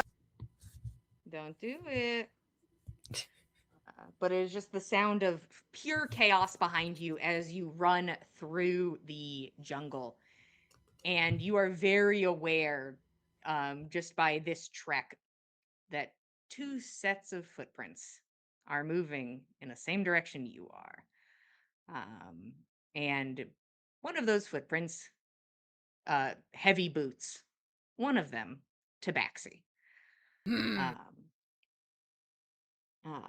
you move quickly through the jungle towards the temple, Ramikora, or Ramira's Heart. It is simple stone walls of a multi-tiered structure, kind of like a ziggurat. It is draped in vines and age. There are rivulets of crystal clear water that move over carved crevices in the facade of the temple, reflecting the sun's rays. There is a moat of dripping water and twisting roots around the temple itself. The moat seems to drop into nothing. It looks like abyss down there beneath the vines and dripping water. Um, there, as you get closer, there is a feeling of terrifying calm and beautiful unease, a sensation that builds up in each and every one of you. You see there are stairs, but there's no visible entrance. And there is a bridge that crosses this strange moat. As you all are running towards it, you can hear Claven's voice. Open it! Open it now! And perhaps defeated, tired, threatened, you can hear the creak and grind of stone as the entrance to the temple opens. For a moment, you all see each other as you like turn and have a better glance at the entryway. It is Claven holding on to like the collar of Peragio as all of you turn this corner. The door opening. He pulls out his gun and he shoots Peragio in the stomach before ducking under the entryway and running forwards. Peragio drops, bleeding on the bridge. Dick. What are you guys doing? Can someone heal him? How far are we from Claven? Claven is gone from view. Okay. Claven has disappeared into the temple. The only one you can see currently is Peragio. And I'm going to roll a death save. I'll cast a healing word on him as we run up. Okay. Perfect. Good. Yeah. Fen will run up and go ahead and drop a cure wounds on him as well. Sure. and Spitz will assist in getting him up to his feet from prone. I assume being tallish, that'll be advantageous for him to do. Oh, it does not seem like Perazio is like able to like get to his feet. He is a much older tabaxi. As I Ooh. said last time, he has a caracal. He has warm orange fur that's dappled with gray and large pointed ears that are like black tufts at the top. One of them shorter than the other. Um, but he seems very tired and weary. Like he is healed. He is no longer dying, but it seems like it is hard for him to like get to his feet and move around. And he just like looks at you, Saber, like, go. I'm fine. Rest. Nick We will get him. Nick uses his second wind and then doesn't stop at Perazio, but follows Hmm. Claven Mhm. into the temple. Okay. I'm assuming Oh. all of you run in. Yeah, Nick feels a hand clasp on his shoulder, and he will take 10 points of healing from another cure wounds. Excellent. I think, yes, we are going in.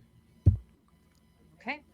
You all run in, echoing corridors, footsteps and dripping water, your heart beating in your throat, the strange crunching of stone from different places in the temple.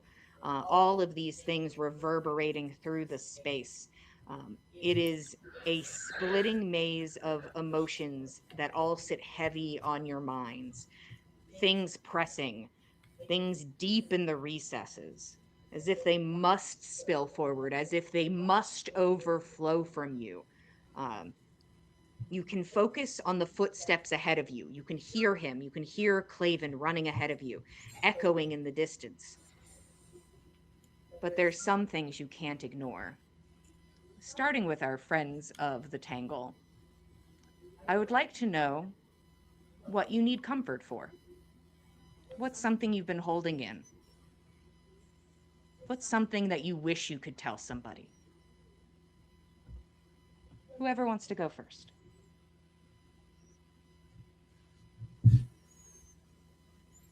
I think Saber this whole time has been really worried about her circle. She's been worried that they won't be able to protect this land from these poachers and that ultimately they'll lose Tangelich's favor.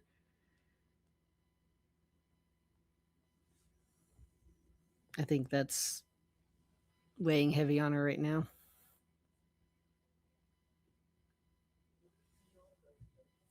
I can't hear you. It's because I'm muted. Right. You feel those emotions like oozing out of you. It's almost as if water fills your heart and your mind and has to break free. What do you think you'd tell yourself? What does Saber need to hear?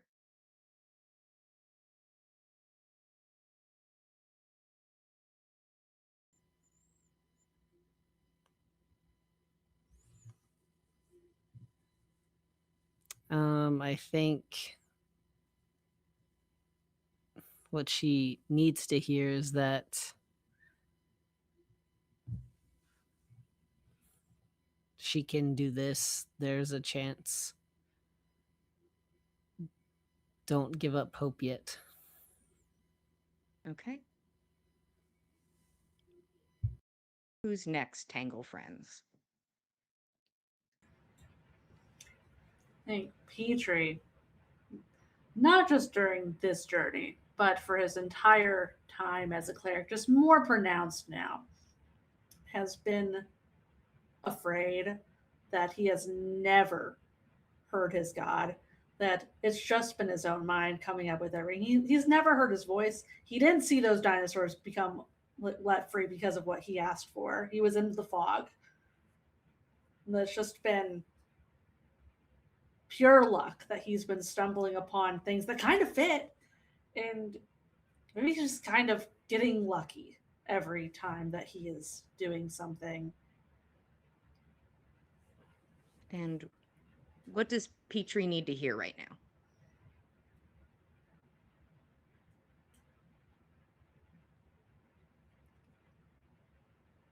He would benefit from somebody pointing out that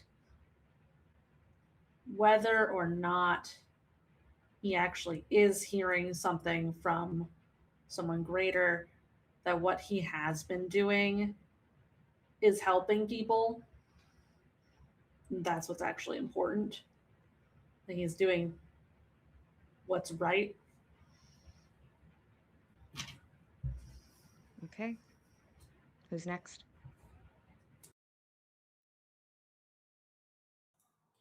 I think Nick's basest fear is of failure, because he believes that if he fails, he could doom us all. Whether or not that's actually true, he has seen things end that he doesn't want to see end, and he's afraid that if he fails at what he's been set out to do, that things could end. And what And does Nick need to hear right now? I think he needs to hear that doing his best is enough. That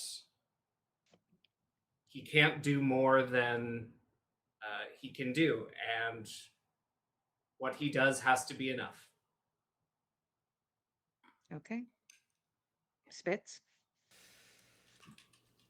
I think for Spitz, he has been told his entire life that his lineage, his blood makes him special, and has carved out some destiny for him. And there is something great for the Furies somewhere down the line. Maybe for him. But there is so much unpredictability, so much chaos, so much danger in the tangle. Even living in the roots on the edge, it is hard not to see evidence that even when one is favored by Tangelus, it doesn't always mean you live. It certainly didn't mean that Porus Fury lived. But at the same time, he does not want not to try to live up to that name, because what else does he have, really? It's been a background friction, I think, for a long time, and he's been internally keeping a lid on that by projecting great confidence. But I think quietly inside, he's afraid that he will not be worthy of that name and will fail, will be eaten. And what does Spitz need to hear right now? Whether he fails or not, whether he's eaten or not, the fact that he is making the attempt is noble and is what should be done anyway. Fen? I think as Fen enters this temple, he feels this oppressive force against him, and it feels like humidity. It feels like a newly dug basement somewhere under Glunder, where Eagle has installed a spa. It feels like the Forest of Eden. It feels like a bathhouse east of the Hammer that he never thought he'd journey to. It's just this feeling of oppressive heat and humidity that just brings him back to all these moments. And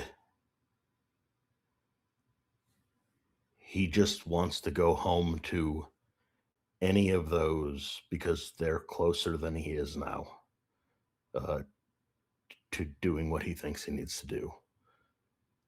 Each of those places, as foreign as they were closer to home. They were closer to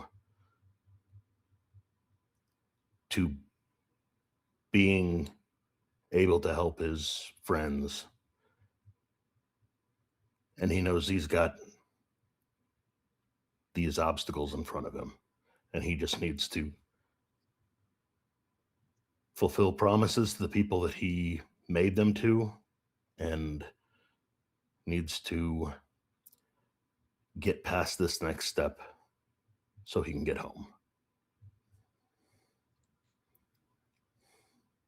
Step, step, step. The footsteps start to become like distorted and warbling, these sounds echoing off the corridor.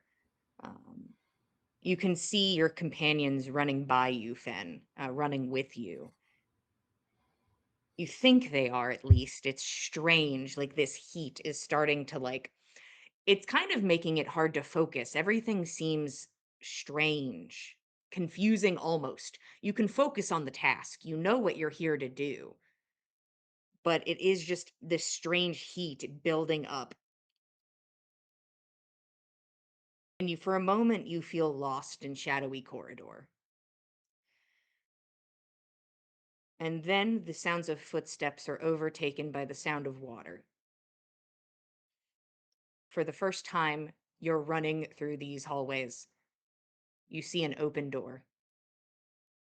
It is a simple space of pale stone and crystal clear waters, a pool against the back wall.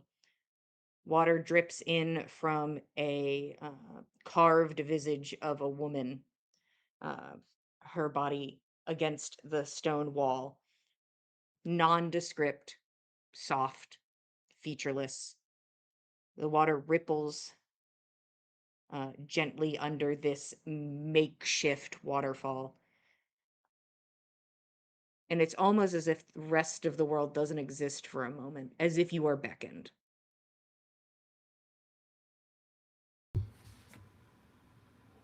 He can't help but approach. You look at your rippling reflection in the pool, and then you blink and it is gone. And the ripples, they outline your form, but it seems a bit more slender and soft. And you can feel a presence focusing upon you. Someone is looking up at you from the pool. There is no face, but you know they are there. Something comforting and waiting.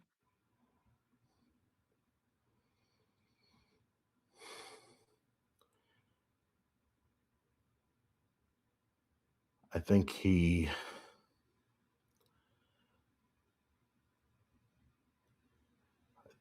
Fen kneels down and just touches the pool of water. It comes ever so close to touching the pool of water before he forces himself out of it and knows that he needs to help his new friends because he told them that he would. And they have his only way home that he knows of. Your finger grazes comfort and understanding, answers from something higher, and you pull away. And you run back into the corridor.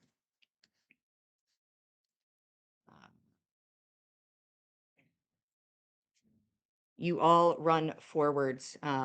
Your mind's beginning to clear as kind of these words of encouragement that you have given yourselves sort of take precedent. That confusion seems to start pushing itself backwards and away.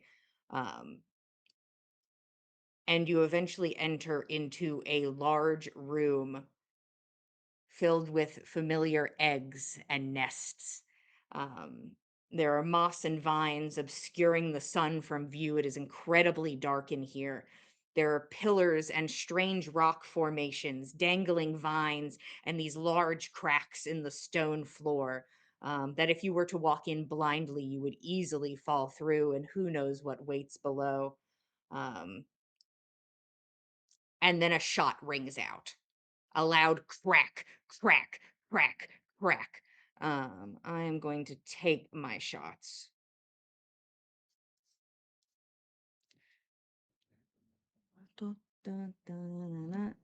I was stealthing, so I have advantage on shooting. I will make my way down the line for my own amusement. And then, actually, it is only fair to do a little rollies. Okay, the first is going to be at Nick.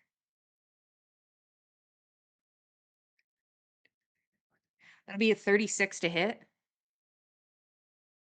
No way, it can't. um, what do you add to this asshole? Okay.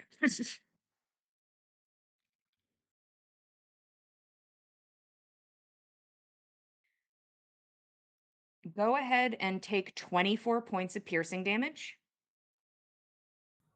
Ow. And I Really? am going to do a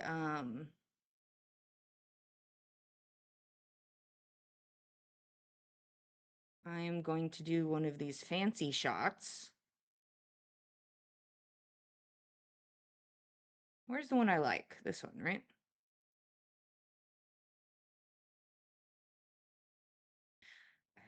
Where is it? It was so cool. Sorry, guys. I was really excited about this one ability. There it is. Got it. Okay, okay. So I'm just going to do the forceful shot. Go ahead and make a strength saving throw for me really quick, Nick.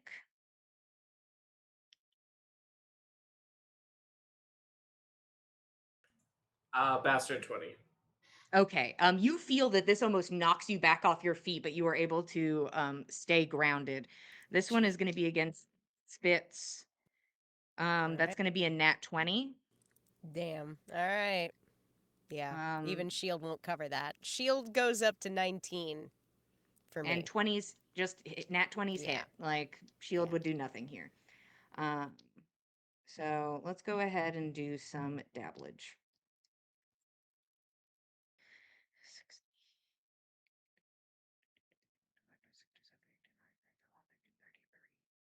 Go ahead and take 33 points of piercing damage. And I am Good going to Christ. do my hemorrhaging critical. Boy,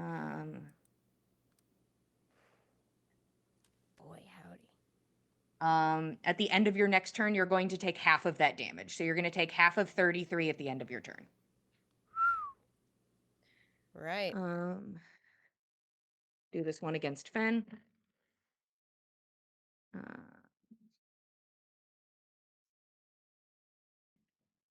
22 to hit. That'll hit. I'd love to half whatever's coming with my Sure. reaction.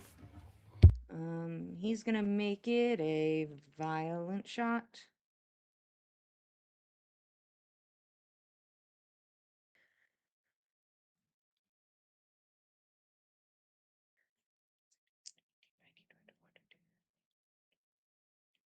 You're gonna take 27, and then you can half that. And then this final shot will be against Petrie. Hey up. That'll hit.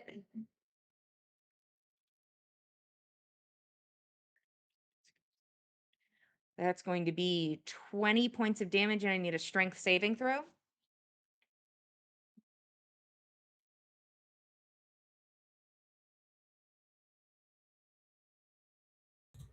$17? Your weapon is like pushed from your hands. Like you are Mm. shot in the arm, and your weapon goes skidding across the floor. What is it with locals? Just give me a goddamn week, right? And he just like shoots into the air. You can't see him.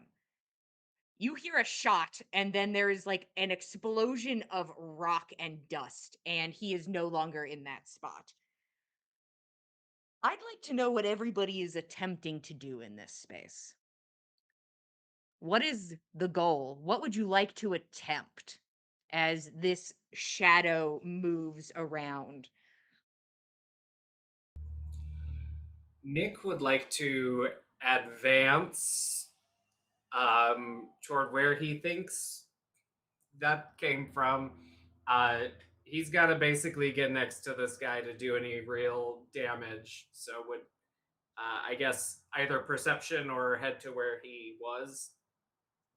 Okay, you can give me a perception check really quick. Ooh, 13. Yeah, you can start running to where he was.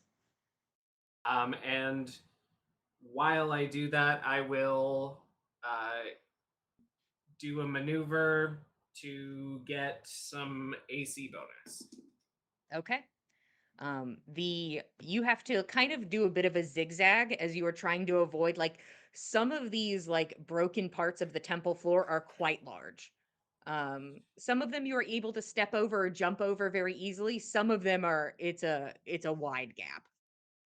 Yeah, I think at one point he does disappear into a crack, but he's nimble and a very good climber, so Mhm. his fingers grasp the edge and just yank him up, and he seems barely slowed. Okay. What are other people interested in doing? And this doesn't have to be something that just contains like an action, a bonus action movement. Like, world your oyster if you want to try. Before But you people get, currently can't see him. I'd love to heal my friends a little before they all get super far apart from each other. Yeah. that's probably wise. So you're all getting 19 health back.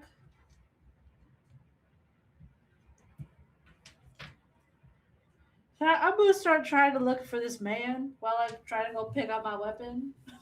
Sure. What'd you get on your perception check? Nothing good.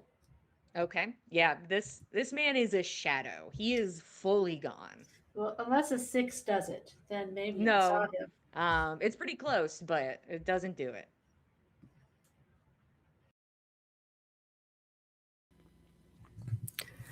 I think. Go. Go ahead. Okay. I think Saber is wanting to try to get eyes on him to some extent. I think she'll sort of go about this by reaching out through the temple itself and the rock that it's made out of in hopes to. What I want to do is use this spell, Transmute Rock, but like with flavor and stuff. So, But bigger and different, Jillian, please. Thank you. Uh, but like, like with a little narrative swoop to it or whatever. Razzle dazzle, if you will. mm-hmm. We have the ability to transmute rock to mud, which what I'm picturing is I want to fucking quicksand this dude. Okay. If I can get eyes on him. Okay. Hold on to that for me, Bessie. Yeah. Because you I don't know if you're capable of getting eyes on him. So you're kind of gonna have to hold until you can get eyes on him. Yeah. That makes Okay. sense. So this is your goal. You are scanning into the darkness. The place is only illuminated because these vines and moss are covering what maybe used to be like these sky windows into the space. But currently the space is very, very dark and has a lot of places to hide. In that case, as she's scanning, can she do a little move some of that? The ceiling is pretty high up, but if you got magic or something, then probably. I think I do. I think I got magic. Pretty sure. What would reach up there?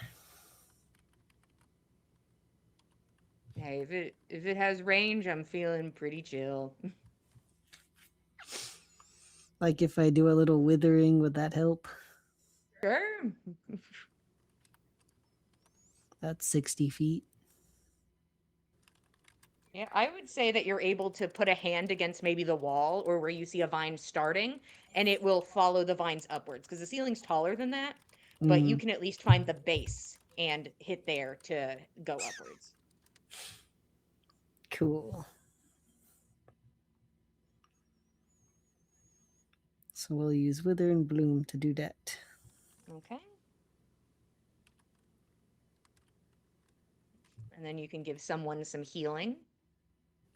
Mm. Don't roll the damage for Wither and Bloom. You're good. Yeah. It plants. Let's see. Number of hit points equal to plus spellcasting modifier.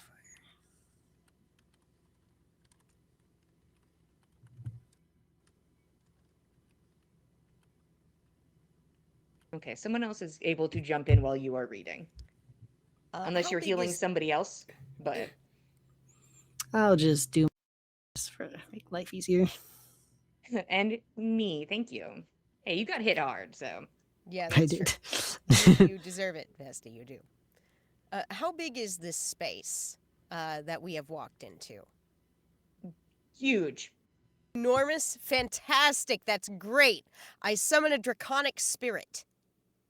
Sure. It has blind sense, Okay. or was it blind sense or blind sight?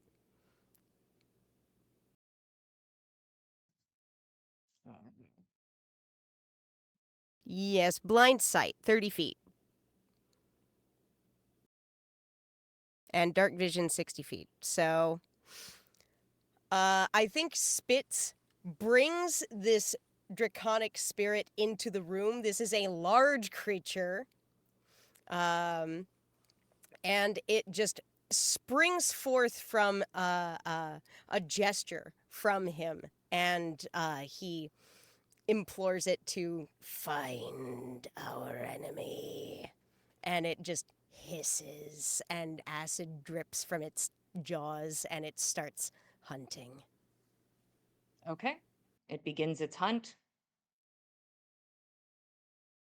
And let's see, that is an action. Yeah, that, I mean, like, about sometime soon, I assume I take that 16 points worth of damage. Oh yeah, go from ahead and the, take that. Yeah, that Thank you. ouchie wound. Thank you for that heal in between, by the way. That was helpful. Petrie is flabbergasted watching this person just injure himself so much right after getting healed. Like, what I mean, the like, hell? it's just like the healing happened and the wound started to close over and then it gushed. Mm. Fen, anything? Yeah, I think Fen enters this space and it's a clear hunting situation, but he is distracted by all these emotions washing over him just from touching that water, and he just feels this reassurance, and it kind of focuses his vision a little bit, and he'll ready an action to shoot this guy when he comes back out. Okay. Here's the thing. Here's the thing, everyone. If you allow me, I am going to pick one of you at random, and I am going to hit you with every single shot I've got. Perfect. I'm going to take one round against one person. If you allow me this, I pick at random. Don't point at yourselves. No volunteers. No tribute. But. And then I will allow you to do as you please, and it will start with quicksand. So allow me to take my turn first. As a dragon sort of forces this man um, out of a hiding scenario. He will get his first attack with advantage, but then he is kind of pushed further along. He is up on a secondary level of this area. He has moved upwards. So he has a very good vantage point on all of you. I am going to pick one person for all 4 of my shots. And then I am going to use all my cool shit to appease myself. And then we'll go from there. Understood, and I think correct. Fen, I will be using all of my shots against you. Oh, damn, shit. All right, here we go. Not the tourist. Hey, No! that's fine. He has Not the blood Joe war, Schmo! guys. He was just walking here. He said something about locals, and Fen just goes, I'm not from around here.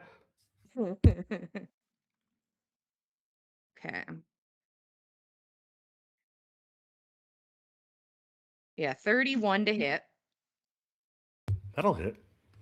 Let's just go through all of them really fast. First one hits.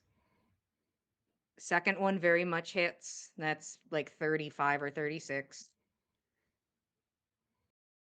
Also in the 30s and a nat 20 at the end. Okay. Oh my god. I'll uncanny dodge the crit if I'm Okay, still so- alive by the time we get Yep. there. Yep. Yep. All right, so let's go through this.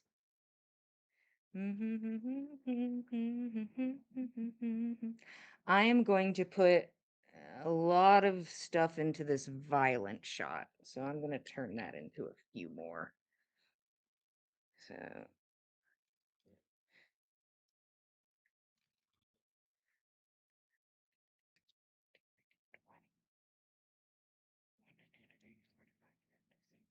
So 27 points of damage on the first.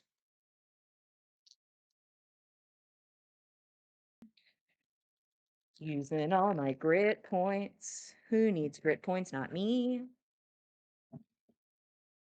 Okay, the second one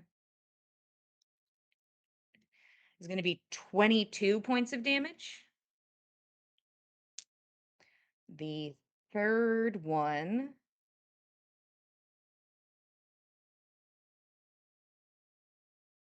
okay. That's nice. That'll be 20.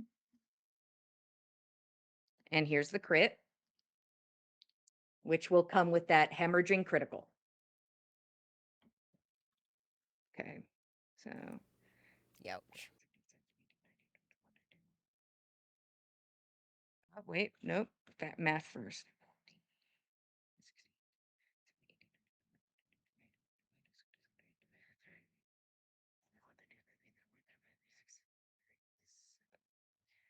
So 37 points of damage halved.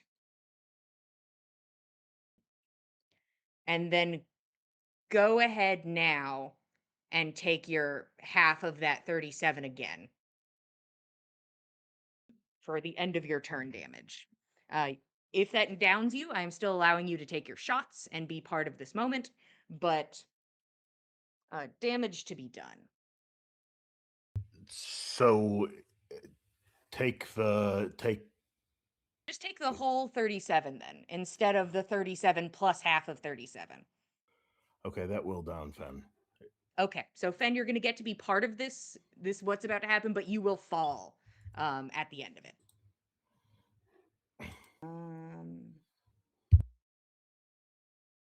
Okay, this man looks frazzled and wild as he just starts unloading shots as he is standing on a cracked ledge on the higher level of this temple.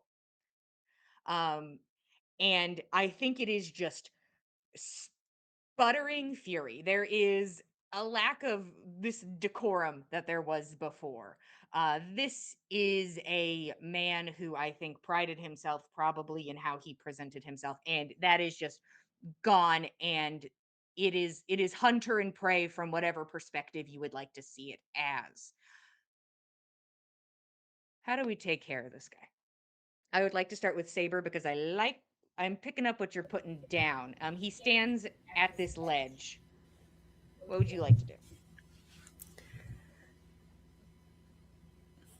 Then I suppose that ledge. Yeah, I guess. So the ledge will transmute into like a thick mud and start. Basically, the more he moves, the quicker he gets absorbed into it. So, yeah, the quicksand effect. Okay. Is your intent for him to be pulled like into the stone, or do you want him to fall?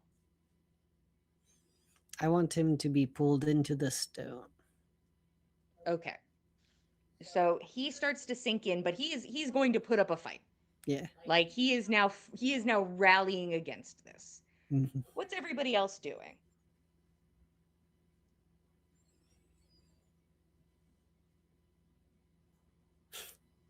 I think I that- would. Go ahead. Go ahead. Nick's gonna scurry up the wall and start stabbing. Yeah. All right. Yeah. I What are think those the gloves dragon's for? gonna take a bite. Yeah. Oh, you don't have to Um, do that, bestie. Okay. Purely narrative. Uh-huh. Yeah. Scrambles, and I think he gets to the ledge where he was and just starts stabbing at the guy who's stuck. Yeah. Mhm. He keeps putting like his arm up and that like shield comes up, but like there's only so much defense you can do of yourself. Mhm. Especially when a dragon like just bites down on your ankle. No, while that ankle's still exposed, it gets bit, and he's like, "Oh, "Shit, fuck you!"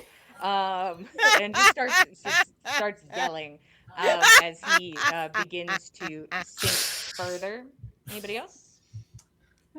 Peach is just like, man, they have got it. It's gonna use command to make him say drop the weapon, so no one else gets hit. Hopefully, Mm-hmm. Drop the weapon. Yeah, just That will drop. be his moment where he like fires his last shot on Fen before the weapon falls from his hands, clatters off the ledge, and like falls into the abyss.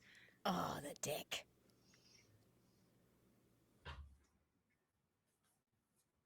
And Fen? Fen readied an action to shoot an arrow at him, and that's what he's gonna do. Yeah. Do you want an attack roll? No, I want Okay. story. Tell me about it. Paint me I a would- word picture. I would love if this arrow caught him in the throat, but I'll Yeah? leave that to the DM to decide whether or not that happens. I think he opens his mouth for probably the most beautiful, witty quip that honestly would keep you guys up at night. The things that he would say as an arrow hits him in the throat, and it is just gurgling, bubbling blood as he puts one more hand up to try and grab at the ledge before sinking into the stone. Gone. No sign of him besides Bye. droplets of blood left on the rock. Hmm. It does not take much, I believe, to well, actually first we have to deal with the fact that Fen's on the floor. Yes. Fen, We'll pick Death him up. ward. Death yeah, ward. give me a Oh, yeah. give me a Yeah. what? he has death. Wait, Oh, ward. death I have ward. death ward. Does. That comes into Uh, play. Oh my So god. So I think Fen looses the arrow as the last shot hits him, and his head cracks so hard against the ground, and mhm. everybody just, oh, I didn't think it was gonna go that way, and then he just kind of like rolls over and just, oh, fuck, oh, that was brutal. Thank Goodness. Some Jack rolling in his accent Yeah. there somehow. But Head made of stone. Just as well. but you protect this room from an intruder. No eggs are damaged in this tussle. You are eventually able to head back outside, and it seems that people have scattered from the camp, and you are able to reconvene with your community saber and bring them back into the space. The dinosaurs seem to have left and gone about their business and seem to have no ill intent towards any of you or your community as they leave. You are back in your home. You are at the base of the temple, inside of the tangle.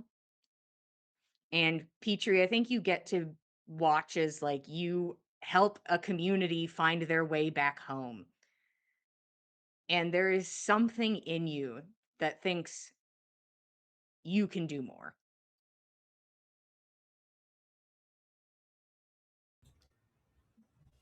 Yeah, I got this. If you look over at Fen, I can get you home too, man. Let's do this. Tangelus has done much today. This will be He's simple. ready. I can't thank you enough for casting that spell on me. I'm not sure we'd be having this conversation if you hadn't. We told you not to die. I did. And then he made it so I couldn't, and I am eternally grateful.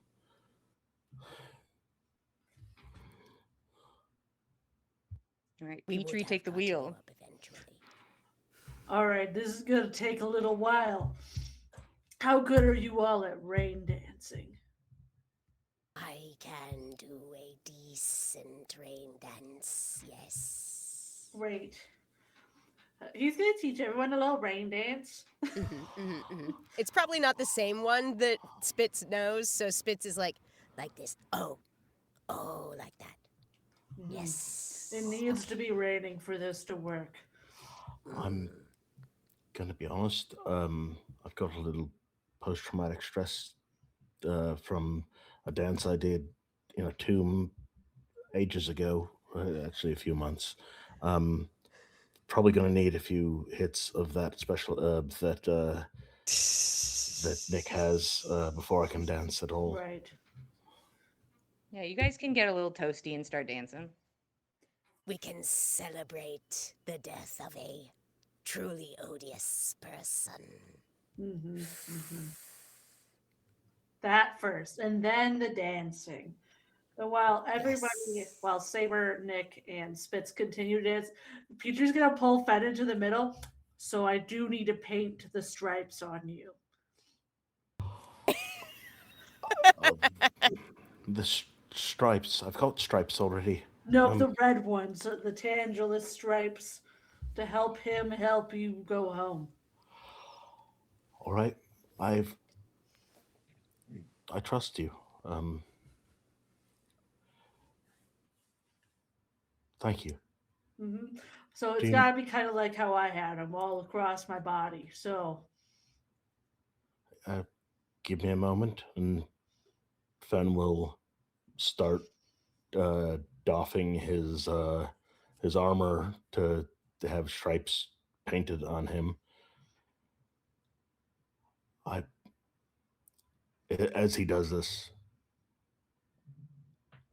thank you so much, Saber, Spitz, Nick.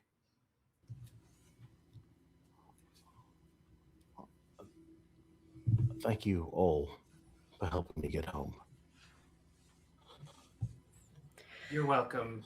And before you leave, I kind of had the feeling that we should make out.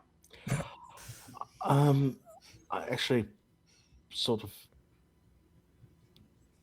Wrong vibe. My bad. My Oh, bad. no. Pretend No, I never it's- said it. It's I didn't it's say fine. that. It's fine. My mind's been open to a lot of things I hadn't considered before. I didn't mean to insult a. I don't think I had. I didn't think. I thought I had a type, and now I don't know if that's accurate. Maybe you would fit in. Come visit me sometime in Midgard. That should be doable. The last thing he sees. We're definitely gonna all visit. You are now able to paint the stripes upon Fenn's body as he puts his armor away. And I think as the last stripe goes onto him, it does starts as a drizzle and picks up to a fairly heavy rain. And he'll look up at the sky. It's time. And we'll take off his amulet and put it on to Fen. All right. He's going to step back in the line and help lead the dance. It kind of keeps glancing up at the sky, waiting for it to build up. Yeah, the whole community has joined in, by the way. It is Hell all of the yeah. Tabaxi have joined in and are dancing around with all of you. Yeah. Mm. Best rain dance. Friend Rain Fen, dance. you are a rider of the children of Tangelus. Mm-hmm. You will get home, and you will not die. You start to hear the cracks of thunder and lightning throughout the sky. You can see the sparks as some start hitting in the area, very close. It's like, and we'll pick up his hammer and swing it down in time with one final strike that does hit Fen, and he disappears as a feature cast banishment. Oh. It is a loud crack as Fen is pulled up from this reality. Fen, you feel yourself almost like you're riding the lightning, baby, as you are pulled upwards. And for a moment before you fade from this reality, you can see just the sea that is the Tangle, just treetops of green. And in the distance, a gigantic Tyrannosaurus Rex, red striped and towering high above the treetops. And it gives you half of a glance before continuing forward, before you disappear and are back on that winding space of moving light and sound. And you're going home. And that's where we're going to end our session for today. Yeah. Thank you all Let's for being here. I go! appreciate it. If you want to keep up with us, we are at Backs of Gods on Instagram. If you want to keep up with all of us, we are at The Dice Cult on Instagram, Blue Sky, and Facebook. If you want to know how we got here and watch other shows, maybe you can go over to youtube.com/The Dice Cult to watch past episodes of On the Backs of Gods. Some of them, actually, most of them don't have dinosaurs in them, but if you're only interested in those, just pick the last few. And then there there's- were that one in that other dimension. Yeah, there were other dinosaurs, but not as many. Yeah. No. There are other campaigns and one-shots and things and such. One of those being Gossamer Vale, run by Katie, which is a Celtic mythology-inspired campaign that goes live every other Thursday at 8 p.m. Eastern Standard Time on Twitch. We are gearing up for war against a bandit camp, and we have one general down and literally everybody else to go. So you can join us next Thursday. So not this one, the following one at 8 p.m. Eastern Standard Time on Twitch. If you would like to get some beautiful dice that love to tell a story, you can go to the link in the chat or the box below. Katie makes beautiful dice that know what they need to roll when they need to roll it.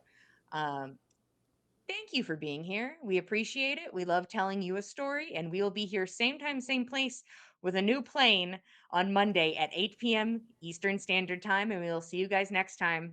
Good night, everybody. Thanks for joining us, cultists.